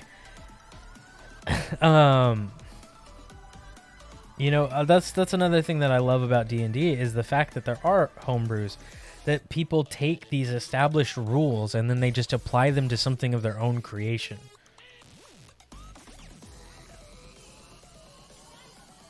I get that, but that's one of the reasons why I like. There are so many like online communities now for D&D too. I remember when D&D was like a shh, don't tell anybody. Don't tell anybody we play this. They're gonna call us nerds. And now D&D is like, oh my god, why aren't we playing D&D? That's like I remember that when people thought D&D was like just something for like the weirdos to do, and I was always interested, and I wish I had let myself stay interested in those younger when I was younger, because I would have loved to have been. I would have gladly. I think I would have had so much more fun. But hindsight's 2020, obviously.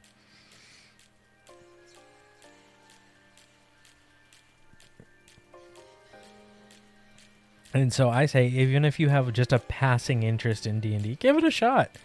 You might not be good at it, and that's okay.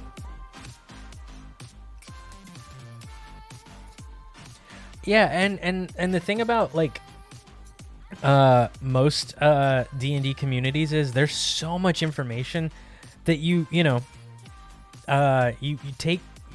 It is so common for people to take notes, and a good DM has notes and is willing to remind you of details, because sometimes it's weeks before you can play again, and you're playing for a couple hours, and or a good solid hour, or some people like will play for like 3 or 4, and it gets complicated, and it's totally okay to be the noob. Like, it's kind of expected, and a good DM and good players will help guide you through it. You know what I mean?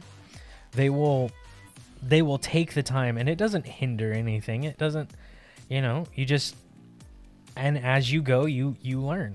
And it's, it's like a skill almost. You don't just start off with knowing a new skill, like knowing how to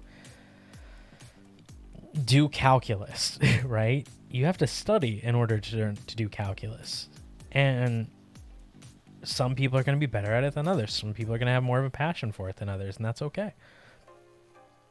The point is that you tried to do calculus and you found out. So, but that's also fair, not wanting to put yourself out there yet. That's totally fine too. You can always sit back. Sometimes it's just fun to watch. Again, I would highly recommend that if you haven't already, go to YouTube and subscribe to Dimension 20 and watch the Fantasy High series. Watch Escape.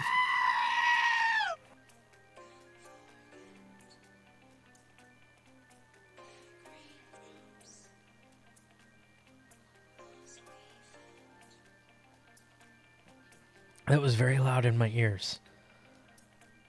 Thank you, JJ, for the 25 bits and the goat scream. Or the sheep scream.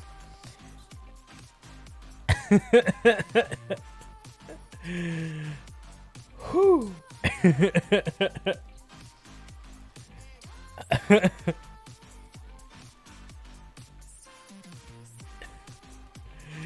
But yes, I would recommend going and watching those, because I've learned so much about D&D just from watching those and watching how they do their playthroughs and stuff. And Brennan Lee Mulligan is an amazing DM, and you can actually see throughout just the first season to Escape from the Bloodkeep to the Unsleeping City how he grows as a dungeon master, or a games master, I should say. Because he does more than just D&D.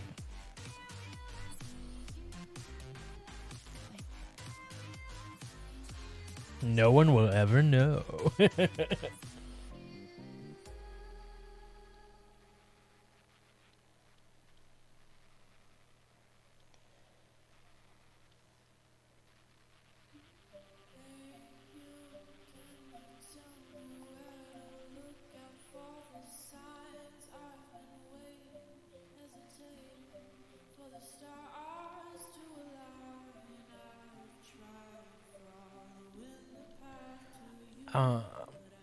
Hold on just a second. I just remembered something.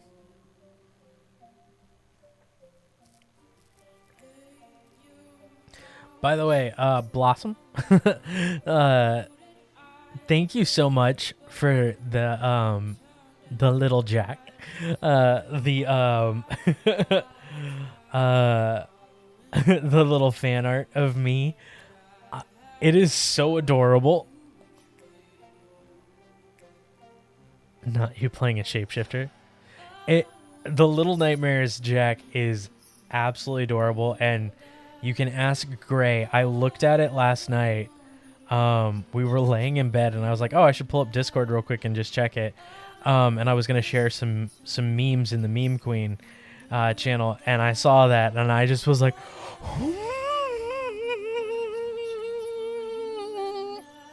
like I was like close to tears with how much I was smiling, and like it's just adorable.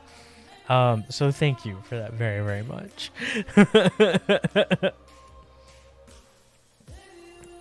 It's just adorable.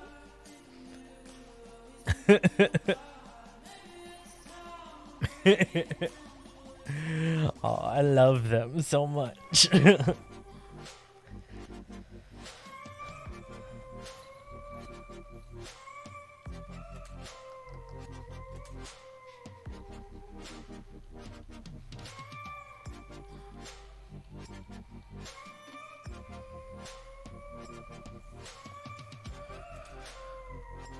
There we go.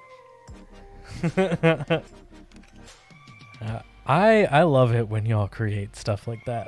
I truly do. It makes me so happy, and I just get a kick out of it. And I was not expecting to see that, because we literally just started Little Nightmares, so I was like, oh, the community takes some time to probably get into it, and so that was just like, I was not expecting to see a little 6 version of me with the beard and everything. It's super cute. And now I want a little raincoat like that.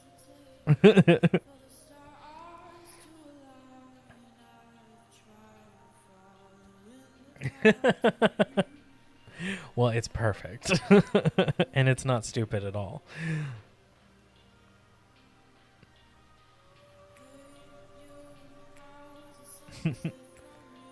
Okay, Darth. Have fun lurking.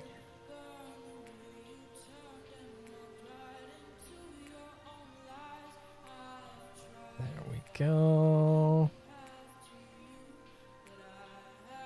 Okay. With affection. Okay. Okay. Well, as long as it's with affection.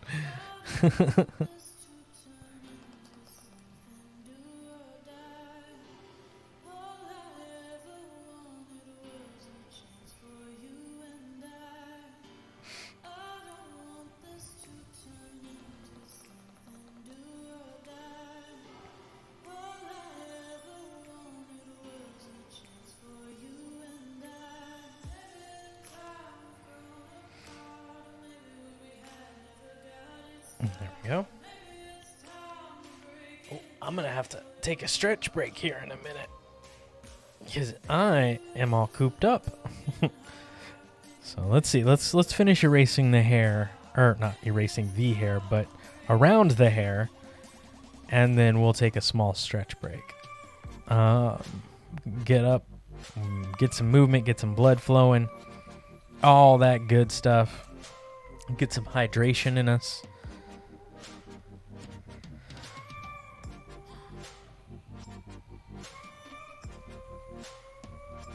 There we go. Whee.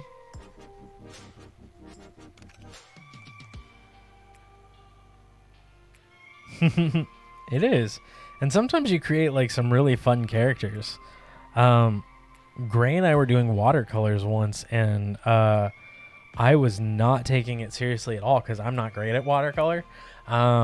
We were just having some fun, and I created one of our favorite, well, definitely one of my favorite characters I've created ever in my entire life.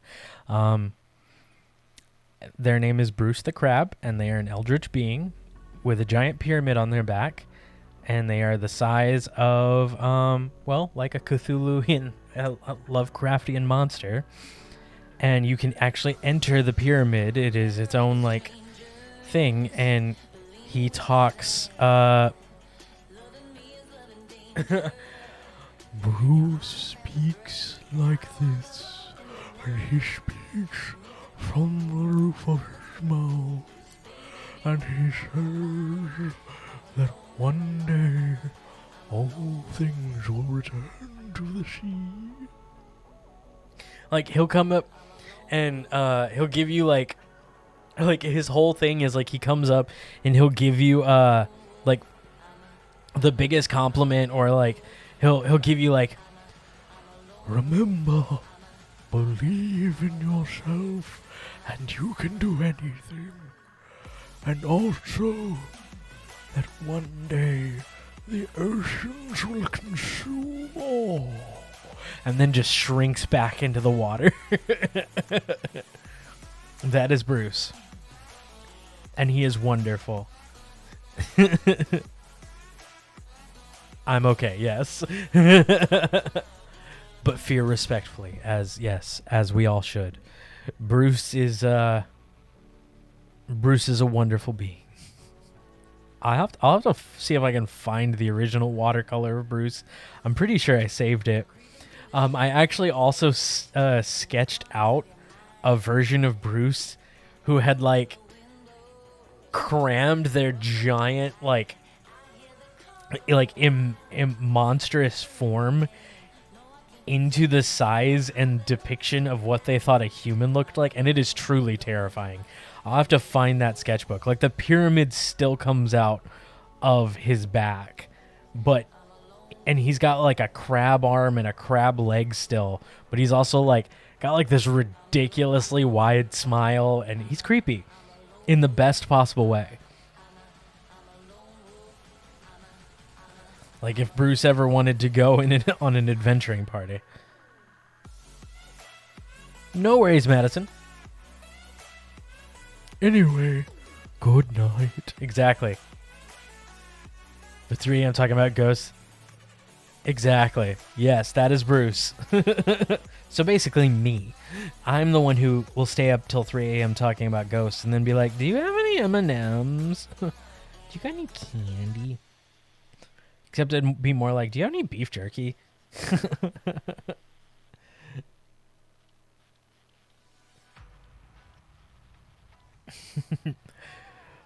I believe in you. By the way, that isn't seaweed touching your toes.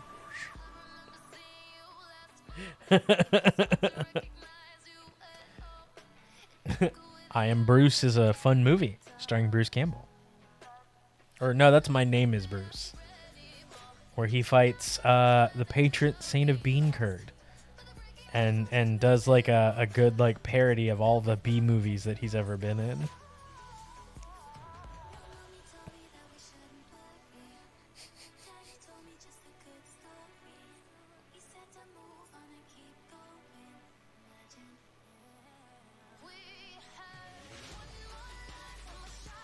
Here we go. Almost done with the hair. Almost done. Not close to being done. Almost. No. Yeah. No. Yeah. Yeah. No. Maybe.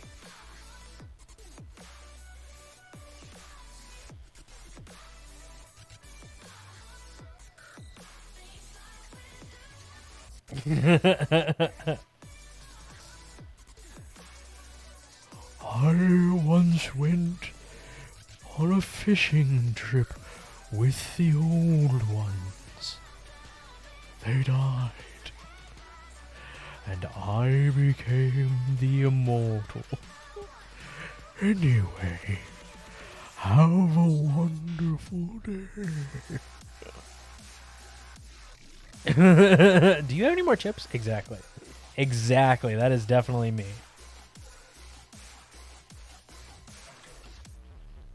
I believe in you. And so do the thousands of tiny microorganisms that live in the depths and can consume all. Sleep well.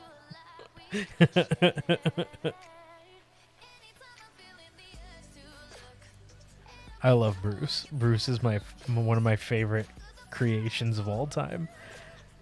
And again, it all came from the fact that I just wasn't taking doing watercolor seriously. Hey, Solaris, thank you for the host. Thank you, thank you, thank you, thank you.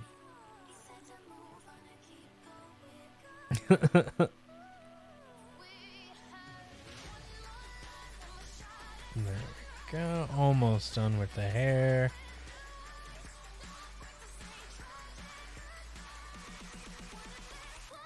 With Bruce and terrifying deep knowledge. Exactly, right?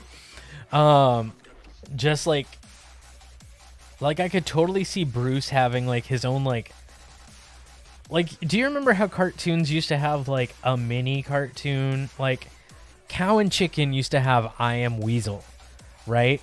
Where it was like there were 2 episodes of Cow and Chicken because it was 11 minutes a pop. But then there was also like a 3 to 4 minute I Am Weasel cartoon in there as well. Like I could totally see Bruce having his own like 3 to 4 minute like advice cartoon segment where he answers a question. I get that. A mini-sode, yeah, exactly. Just like random questions from like the audience. Like I don't know. What's a random question about life? Why is the sky Bruce, why is the sky blue? Because the ancient ones came down and decided to paint the colors of a rainbow, and then they got bored and stuck with blue. Babies come from the gaping maw of a society that eats children. Anyway.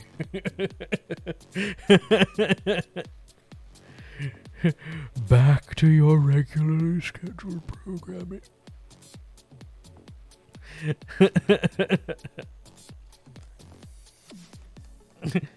Thank you, Bruce. All right. All right.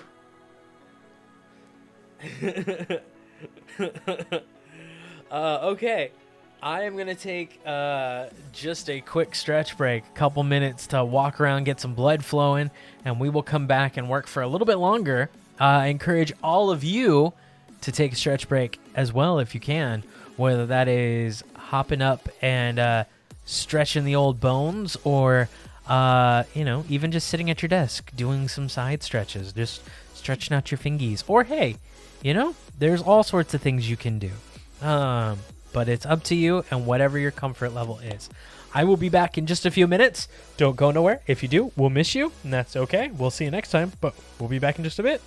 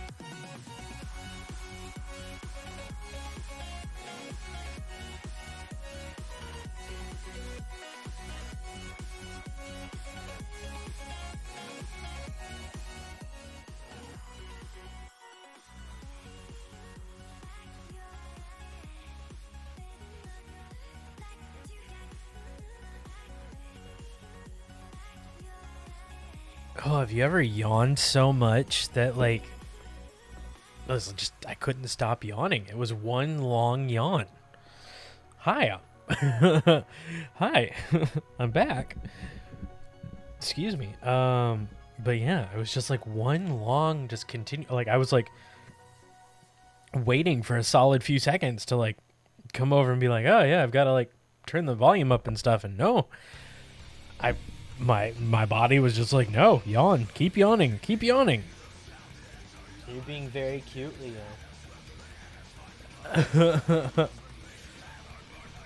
Here I go again.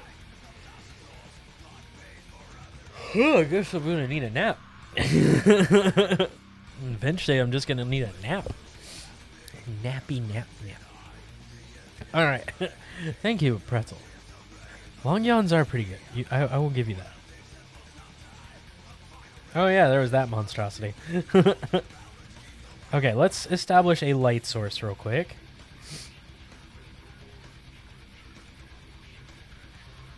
Stretches are better when you can't. That's true. A good stretch that you just don't want to stop stretching. Oh, so nice. We'll do our light source from there, shall we? We've got some of like the bigger bass, tones and stuff. Hi, microphone. Maybe we go here. There we go. So why don't we start actually getting into like some of the shading and stuff? Unlurk.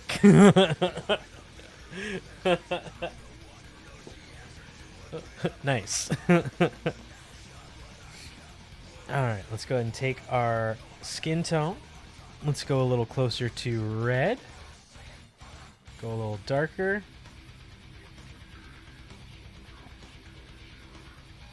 And let's start having some fun.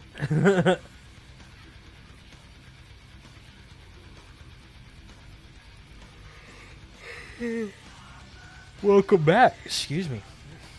Again, I'm just yawn city today.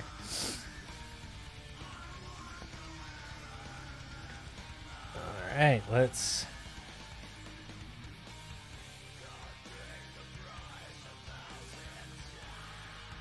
get in here. We got the nose shadow here. Always start to forget about how there is shadow under here as well.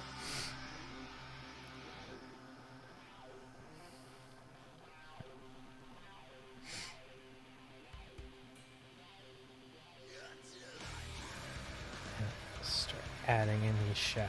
Yeah.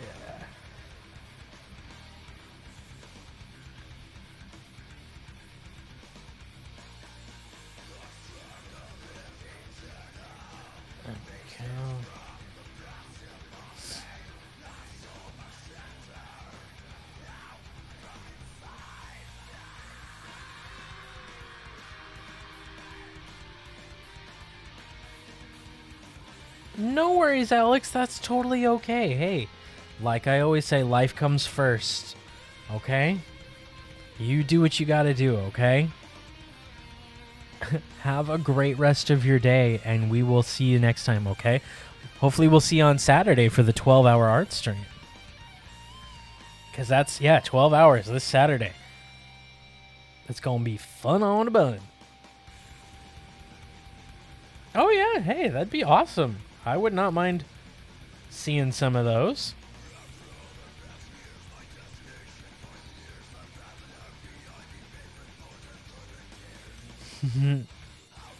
Have a good rest of your day. Actually, have a great rest of your day. Not just a good rest of your day. Have a great rest of your day.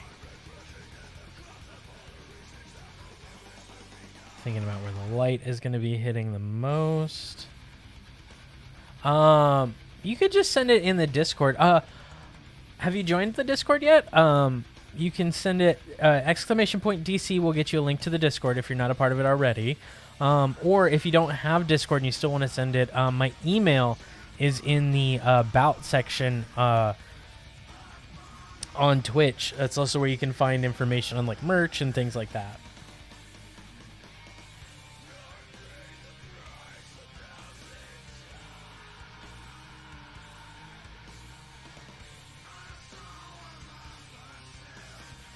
And yeah, I will create a page on the Discord here soon for sharing like OCs and worlds and stuff. And that would be a great place to send them.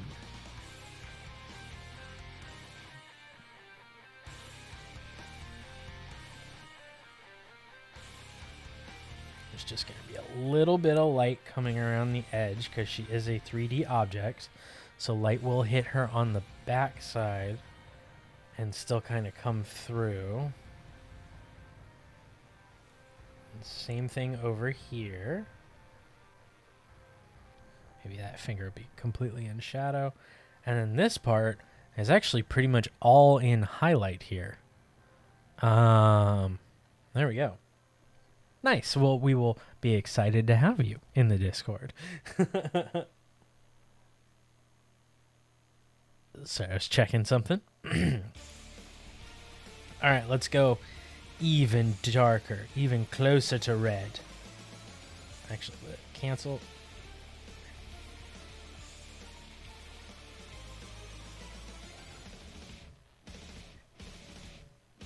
There we go. And let's shrink our brush size down just a little bit. There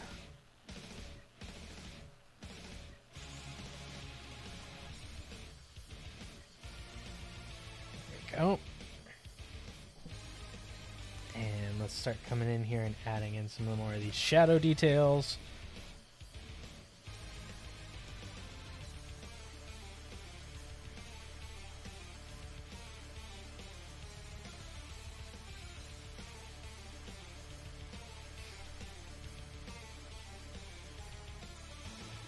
You return with dinner. Ah, what is your dinner, if you do not mind me asking? Forsooth, what would you bring to munch on?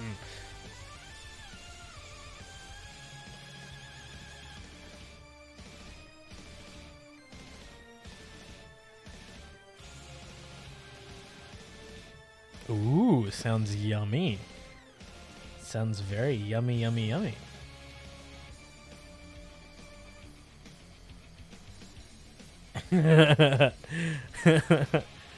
Ah, yes.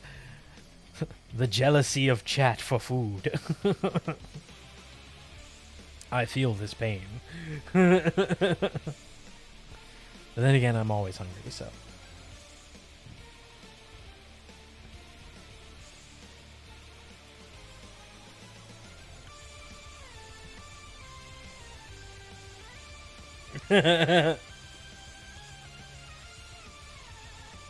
I feel it. I feel it. Ooh, chicken nuggets. Oh, yeah. Chicken nuggets would be nice, too. Do love me a good old plate of chicken nuggies.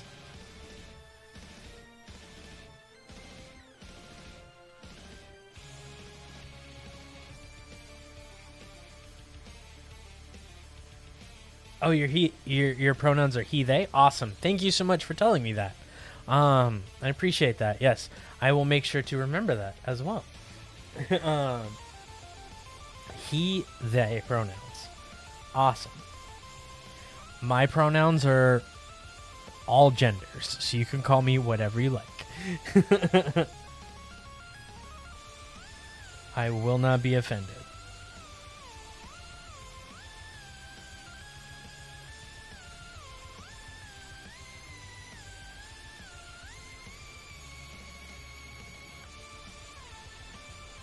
The shadow around the eye real quick. And after we do this layer of shadow, we will start blending some of it out. And adding even darker colors and more red. And the reason we add red, like we've talked about before, is we want to make sure that, you know, underneath our skin is blood, right? And typically that's red. And so by going closer to red on our hue cube, when we select colors for skin tones, makes it look like there's more of a natural gradation and a natural gradient. Because the warmer our skin is, the more, we see through it a little bit, or the more, the redder it seems to get. And so, all right, Lily, have a great rest of your night. Thank you for hanging out with us. We will see you this weekend, hopefully. Oh, good hugs. Good hugs. Oh, good hugs. Good hugs. Thank you so much. Oh, I feel it. It's a good hug.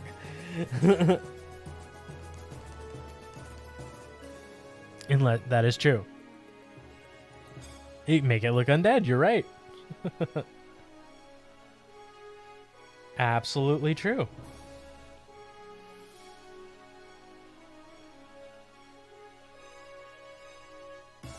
Oh, thank you for the hug, Benson. Oh, good hug. Good hug. Good hugs. All the good hugs. You guys give the best hugs. Y'all give the best hugs. I tell ya.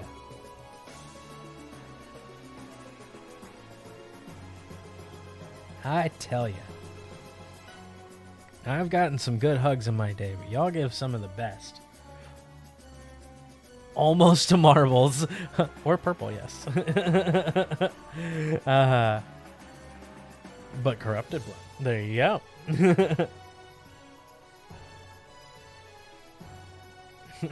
JJ's almost at marbles.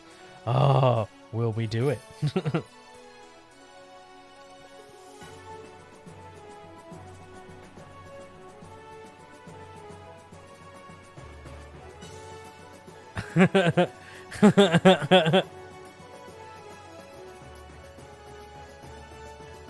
That is completely up to you.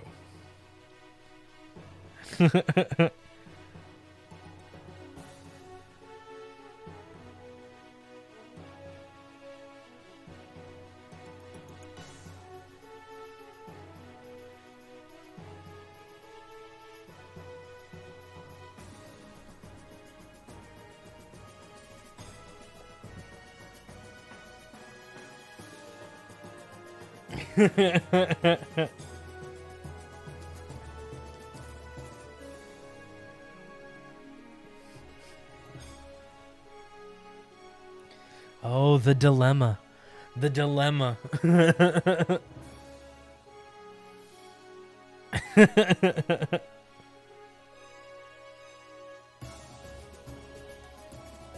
Nothing wrong with that. Nothing wrong with having free time. Enjoy your free time. That's what it's there for. Make sure to take free time.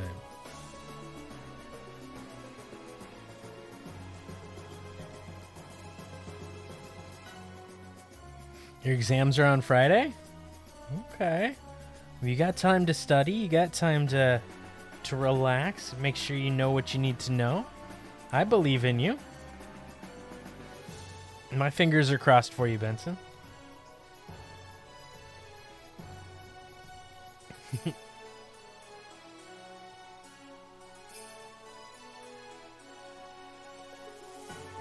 All the good vibes. All the good vibes your way.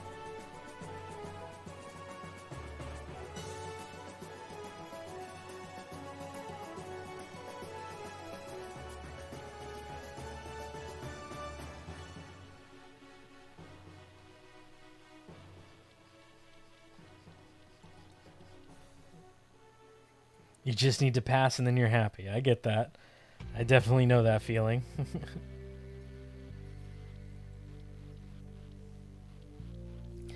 Definitely been there before. Excuse me. Oh, there we go.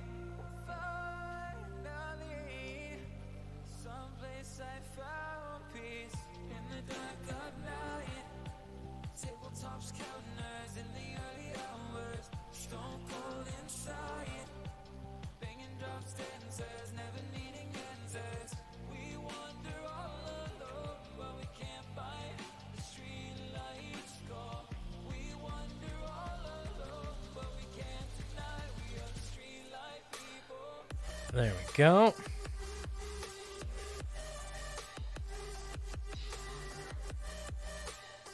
All 60 of your fingers are crossed? Nice.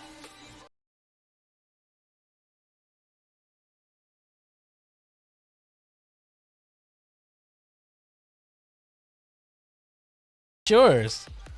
You having a good day? I hope so. You have 6 pairs of hands. Oh, wow. That's a lot of hands.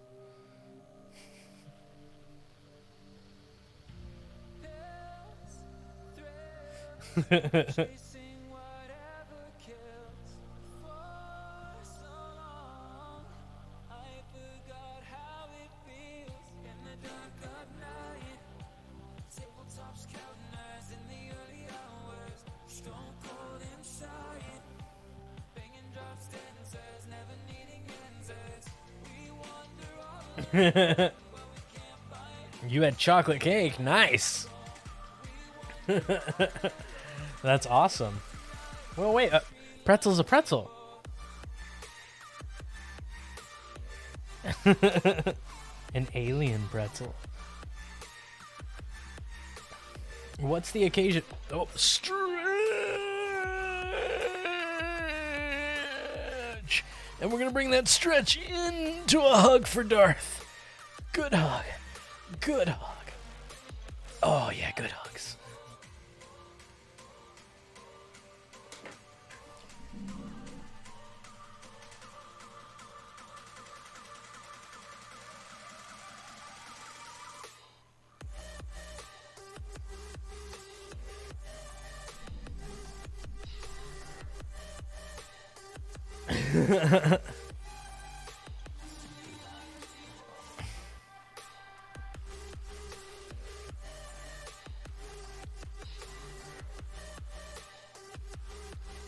To go ahead and start adding in some of this darker red here.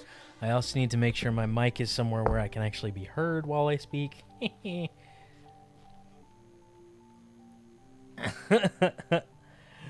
Oh, we've been getting hit with a lot of spams today. A lot of spammers. Oh well. Maybe that means I'm doing something right. We are getting close to our 1,000 followers.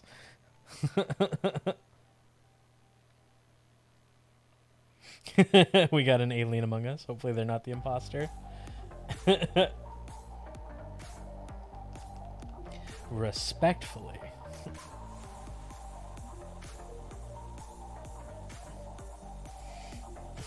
I know my memes. I know my TikToks.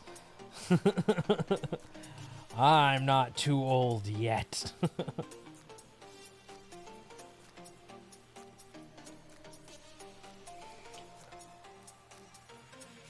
Yes, I have been. We talked about that a little bit earlier today. That's one of the things that person that we mentioned at the top of the show has been doing too. So we'll be doing everything we can to avoid that, you know. Ooh, homemade cookies, nice.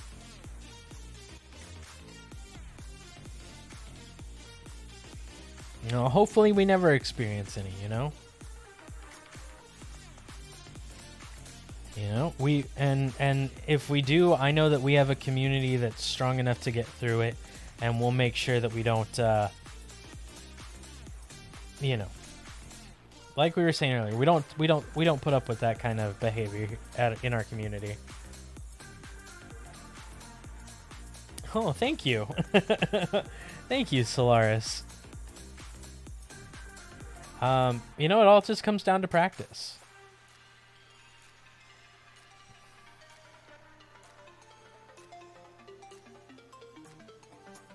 It means up in English. That's funny.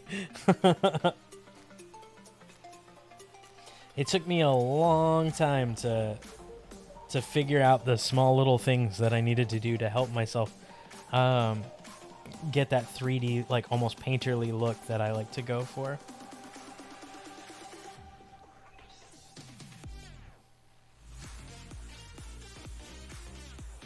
There we go. Let's add that darker texture in here again.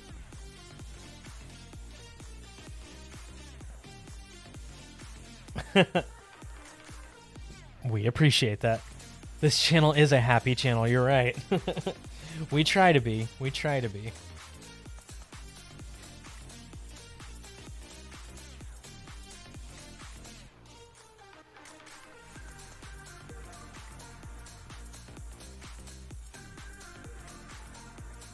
You're good. You're good, JJ. No worries. I jumped on it. I saw it, and unlike the other ones, they actually like had the word, like followers and all that, and I was like, okay, well, I know exactly what this one is. It's not just, so I just jumped on it. It's all good. No, you're spread. You got stuff to do. It's also late where you are too. I'm surprised y'all aren't in bed. It's a weekday.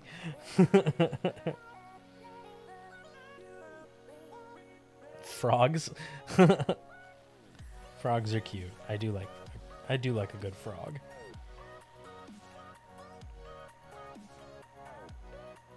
Aw. That does sound amazing.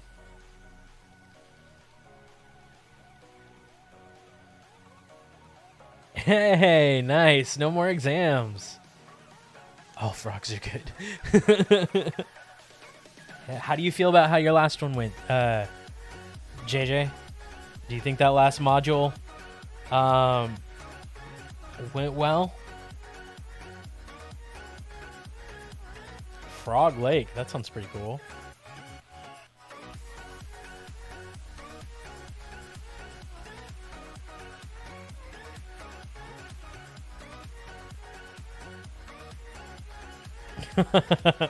There's actually a theory behind that being actually something that's really good to do, Benson.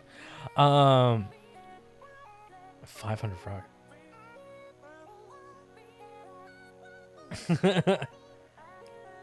Well, that's one wonderful thing. But actually, there's a study that's gone on about how having content like this on while you're doing studying and things like that actually can help your brain retain information. Excuse me. Because you're not only relaxed, but you're associating it with something positive. And so it's easier to recall than something that's stressful and, negative.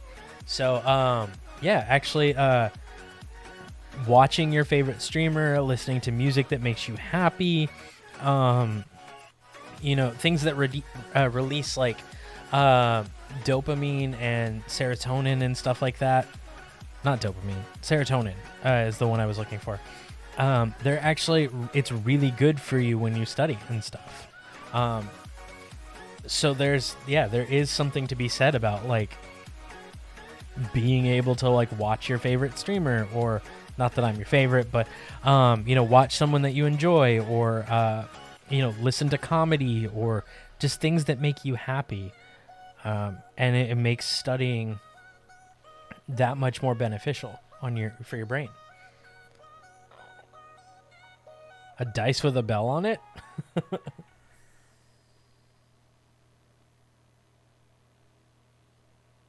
It does. And it helps, it relaxes you. It helps, like I said, it helps you recall things. Aw.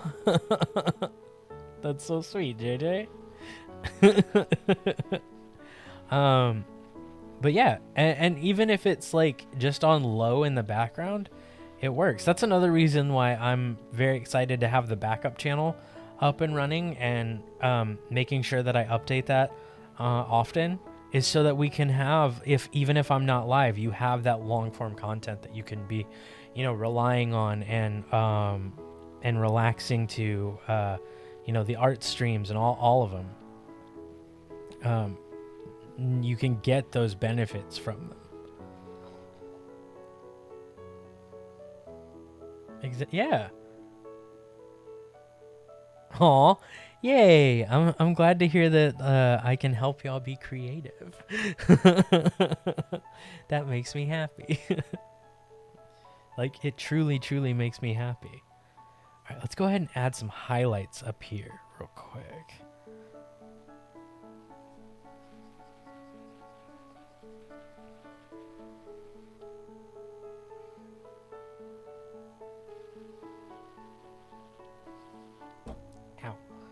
Just hit my hand.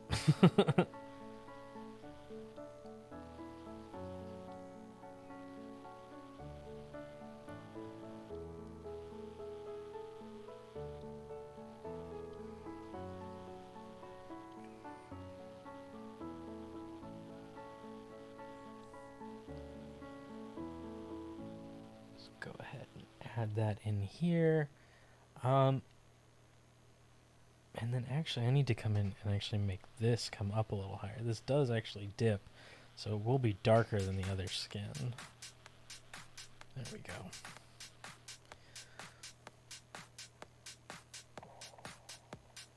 A rainbow sea lantern is cool to draw. Nice. Excuse me. Like putt golf? Like in the real world, or like on, like, is it a video game? Because I know putt.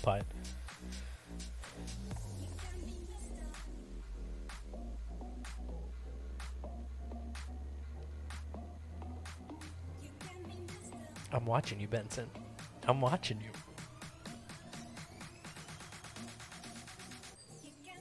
The physical game? I do know it. The game... Is there a video game version? The talking car. No, I don't know about a talking car.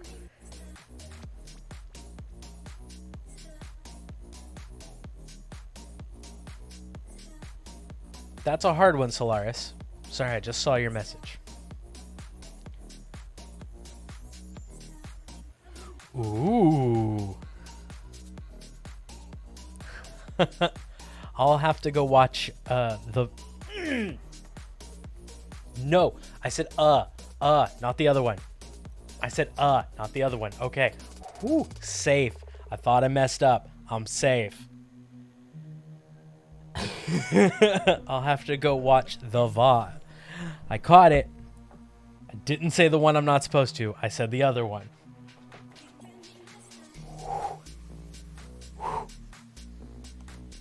I messed myself up last time with those jumping jacks. I gotta be careful.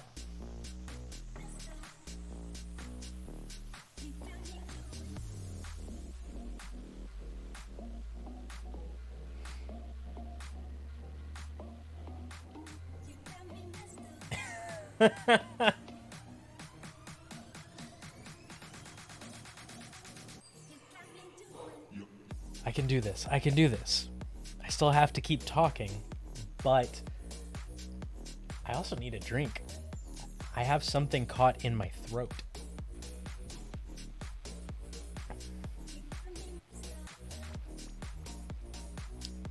Okay. The urge. Pumpkin pie. All day. All day, pumpkin pie. I like pumpkin pie more than apple pie. Thank you for the hug. And thank you for the hug, Wild Wolf. Oh, all the hearts. All the hearts. You love laying on beds the way you aren't intended to. How are you laying on the bed? Is there an intended way to lay on a bed?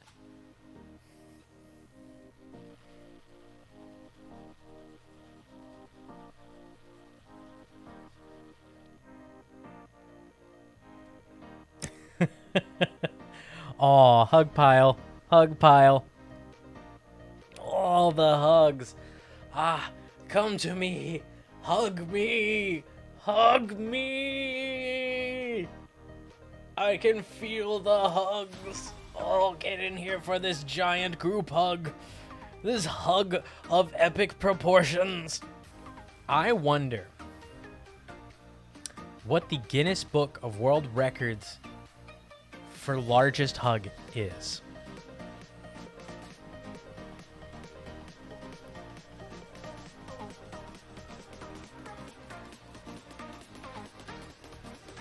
That was very true, Wildlife.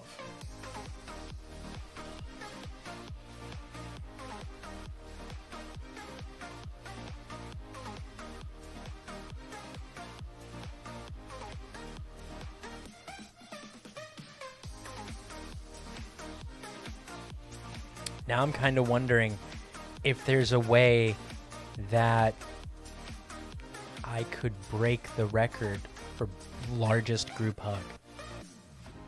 The longest hug was 24 hours. I could beat that. I could beat a 24-hour hug.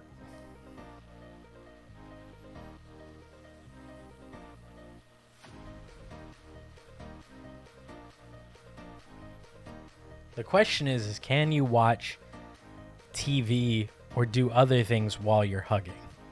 Like, can you have a screen on either side of you and just hug for...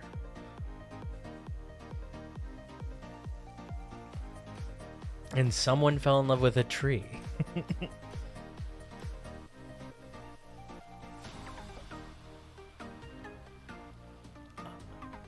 Yeah, 24 hours ain't nothing. We can do that. I would also probably just fall asleep in the hug. Just lock. Is there a rule that says you can't strap your arms together? So, because when I sleep, the biggest is 10,554 people. All right. Then we have a goal. We have a goal. We have to now hit 11,000 followers. And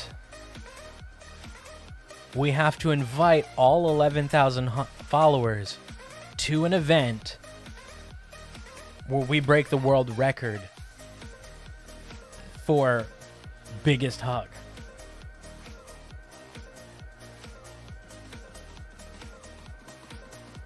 Aww.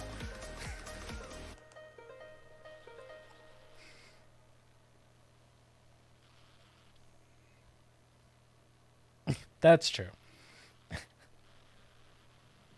We'll make sure there's live music there too. We'll get Jake Monroe to come perform. We'll see if Jake wants to come perform. Because Jake has a band, right?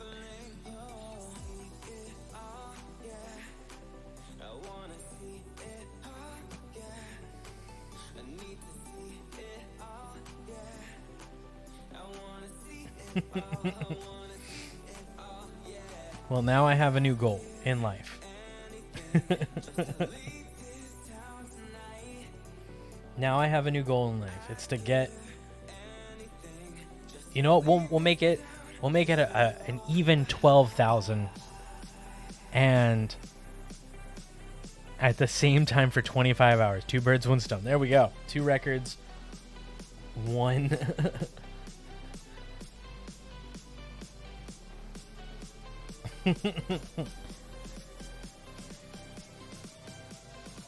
There you go.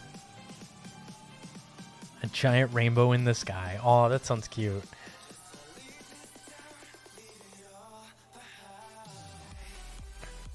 I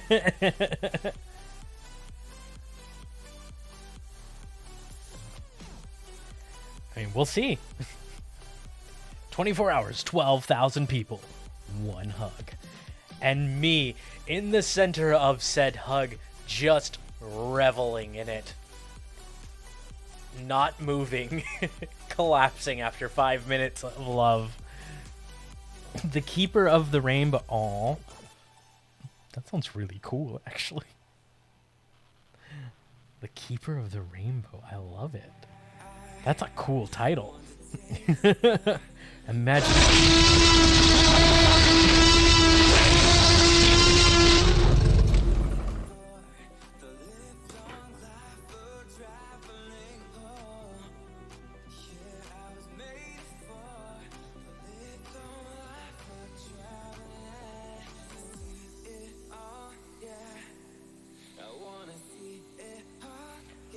Whoo!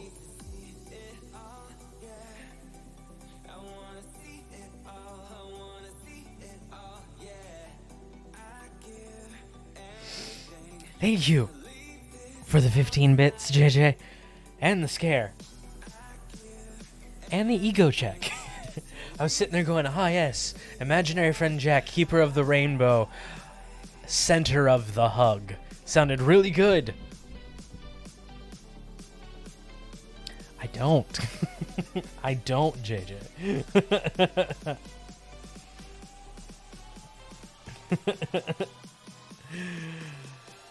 I'm afraid that I might need to go get them. There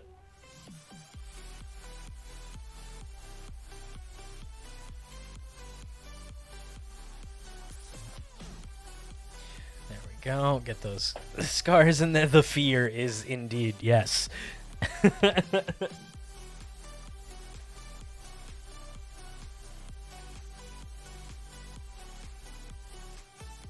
Well, she's coming along really nicely. I want to...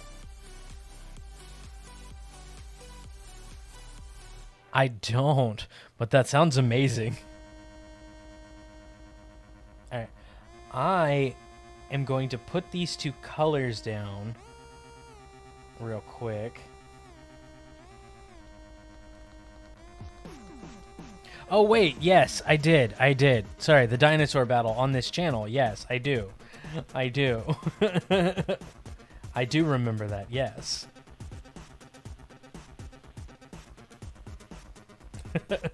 Sorry, I thought you were talking about on a different channel. Yes. Hi, Imposted? How are you?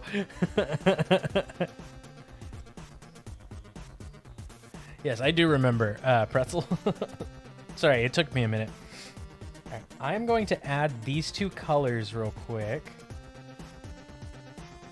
so that I don't lose them, but I want to do the eyes before we're all done for today. No, you're good. When best clip of this year? Oh, that's a good idea. Maybe we can do that as like a small like bit on the art stream this weekend. We could just do a vote on best clip of the year. That would be fun. That would actually be really fun. Yeah, like we could take like a like 30 minutes to an hour during the art stream as like a break for my hand. That would be really fun. Yeah. That's a good idea, JJ. Let's do it.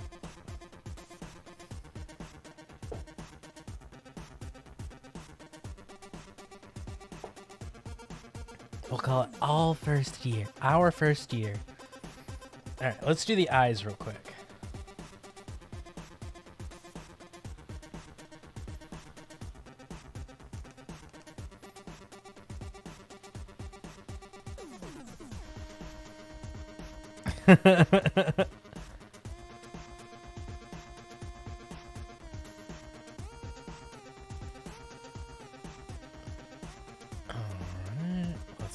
Here,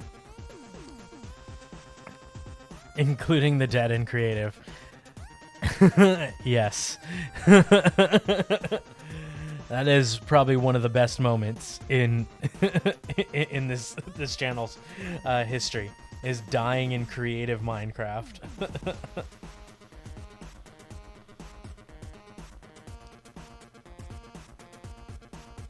I need to that and come back here.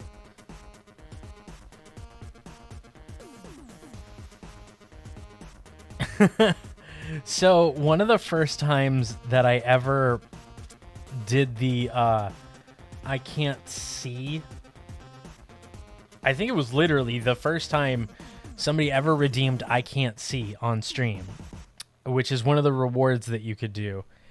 And I blindfolded myself,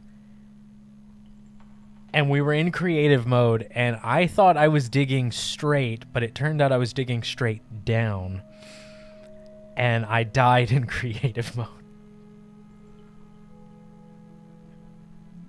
The giant waterfall, it made him happy. That's sweet. Yeah, so yeah, being in Minecraft creative mode, I was a silly Billy, and I did myself a die. What? Let's bring this over here. It's my reference folder. The clip that posted about. Well, you know, when you can't see anything. I want to open up my main character here. Completed renders.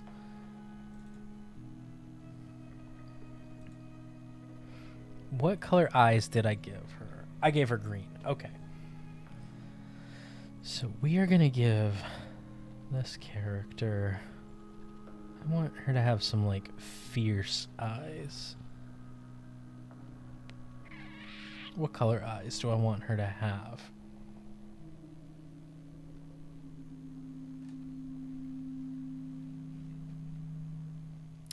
Why?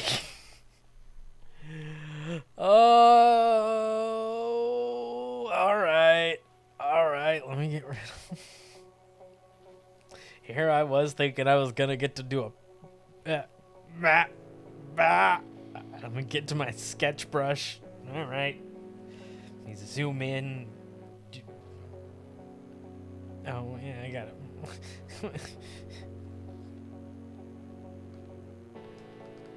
All right. There we go. I've got a sketch brush. What are we drawing? Yes. We gotta know what we're drawing before we start. I need like 3 or 4 suggestions. JJ redeemed I can't see, which we all know how magical this always turns out.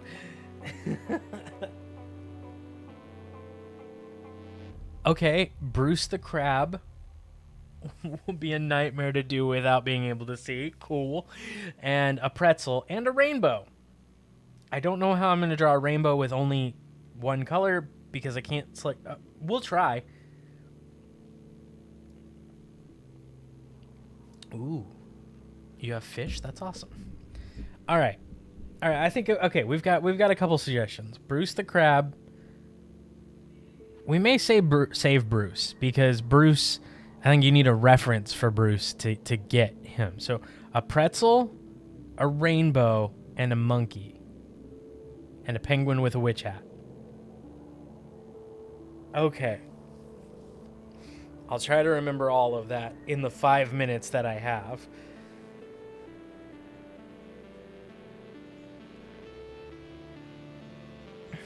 All right. I hope you're happy with yourselves. All right. Timer. 5 minutes.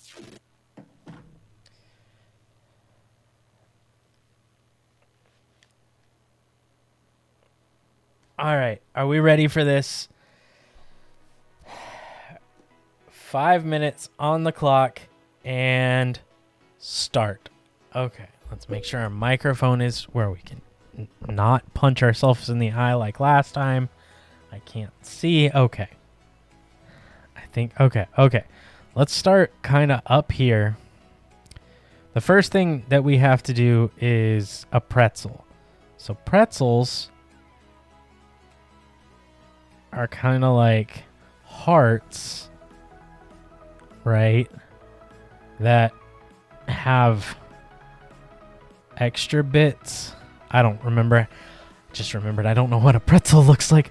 Oh, darn. I think there's there's little holes. What do pretzels look like? Oh, it's making my face itch. Okay. Let's try another pretzel. Okay. So you start here, right? And then you go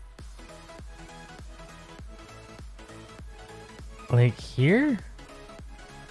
But then there's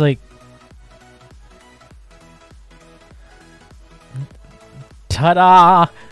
Okay. Now that pretzel is being held by a monkey, right? A monkey. Can you all even see this? Did I make it too small? Hold on. Let me increase my brush size a little bit. I think I made my brush too small. I don't know. I could be making this so much worse on myself. Okay.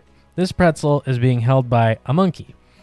Now monkeys got a little key-shaped body You got like a little head, a little cartoon head.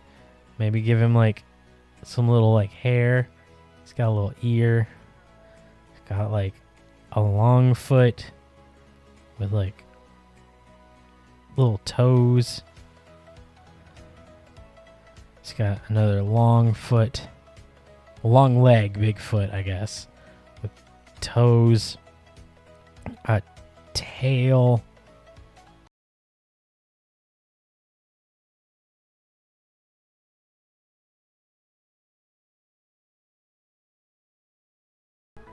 An arm. You gotta have arm, right? So like a hand.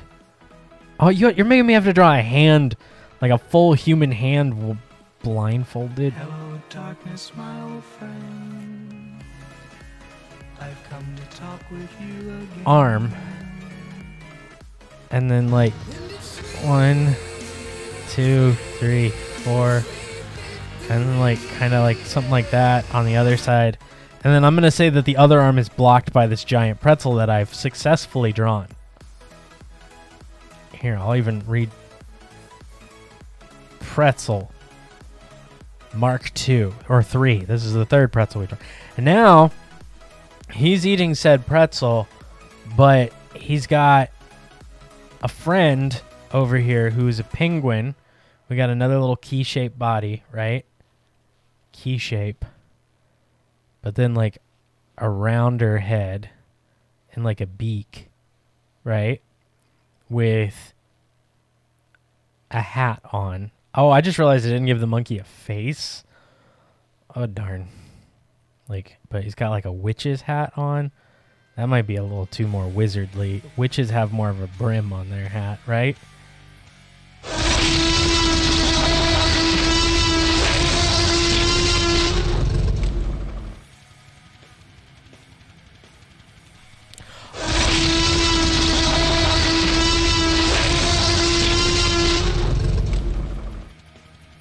It's kind of loud.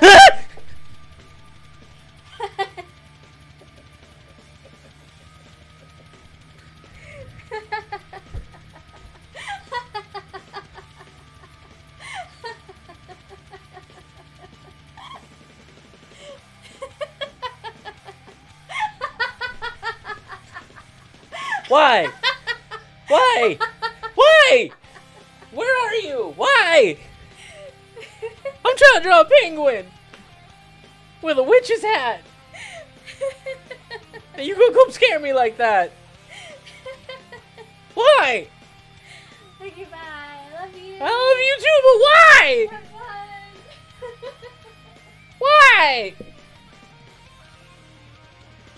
Why?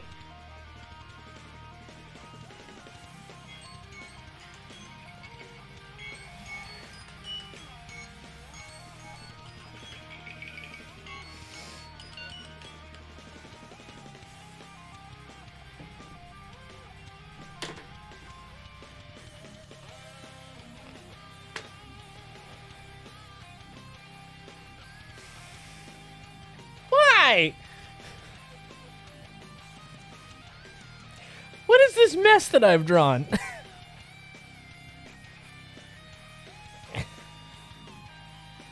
What have I even drawn? It looks like I drew a butt. I didn't mean to draw a butt. Good work, Gray. Oh, I'm never gonna live that down. Oh, I'm never gonna live that down. Alright, let's look at the damage here. Wow, another one, huh? Oh, thank you. You got that quicker than I did.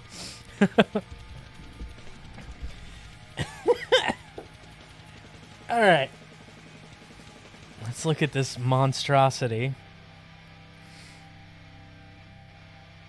So this was the start of my pretzel. Thank you, pretzel. And it looks like I've drawn a little bit of a butt. I didn't mean to.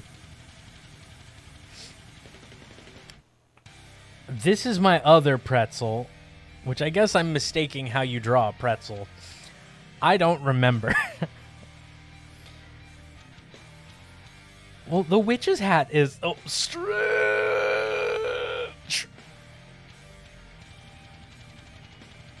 The witch's hat at least looks good.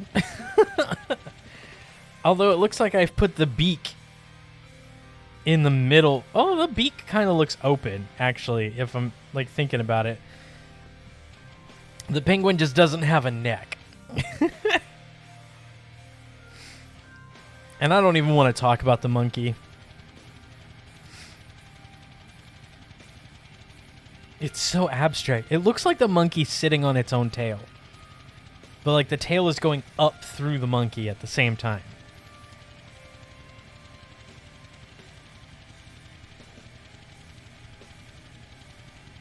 Art.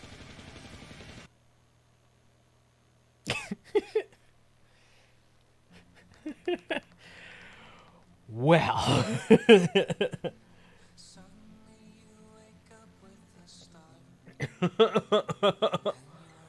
It's suffering with the monkey. Oh. Oh, joy.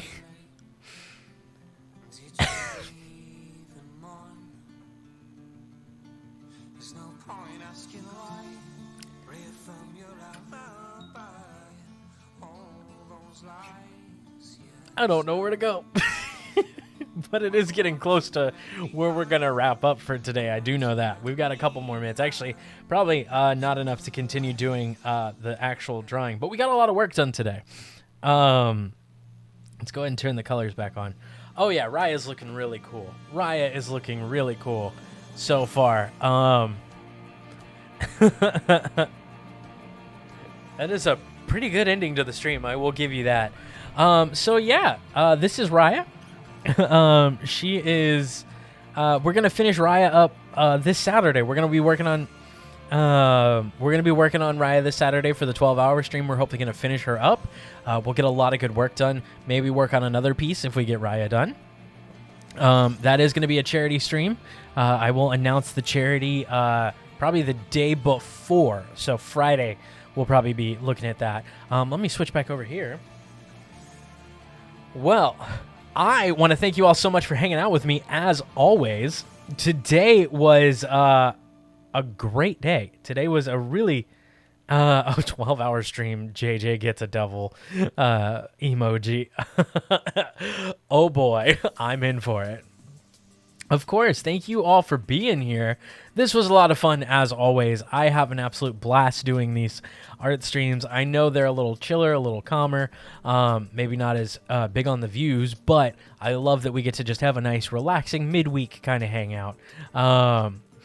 Yes, nice. Oh, excited for that, excited.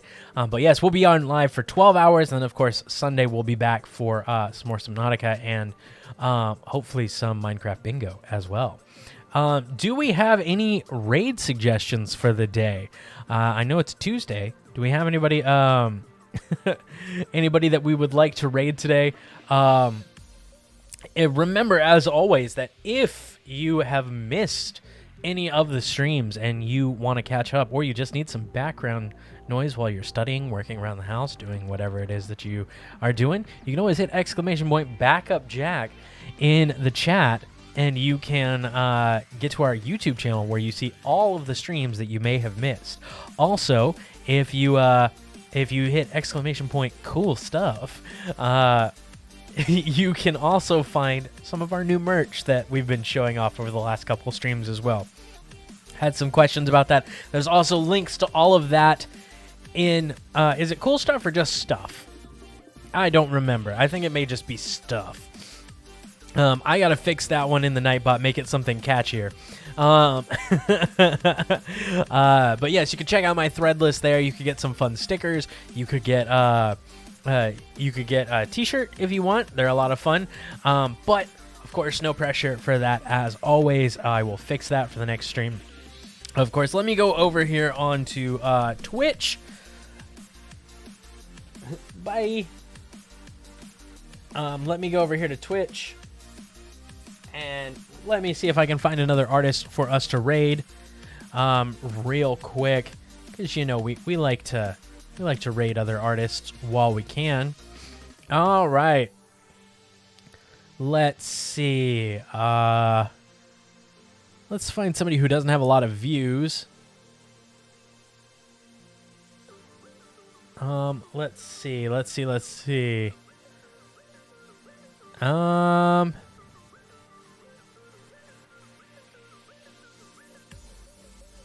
This person's got cool hair. Let's raid them. I don't know who they are, but they've got cool blue hair. Let's raid. This person is called Art by Trish Hall. Alrighty.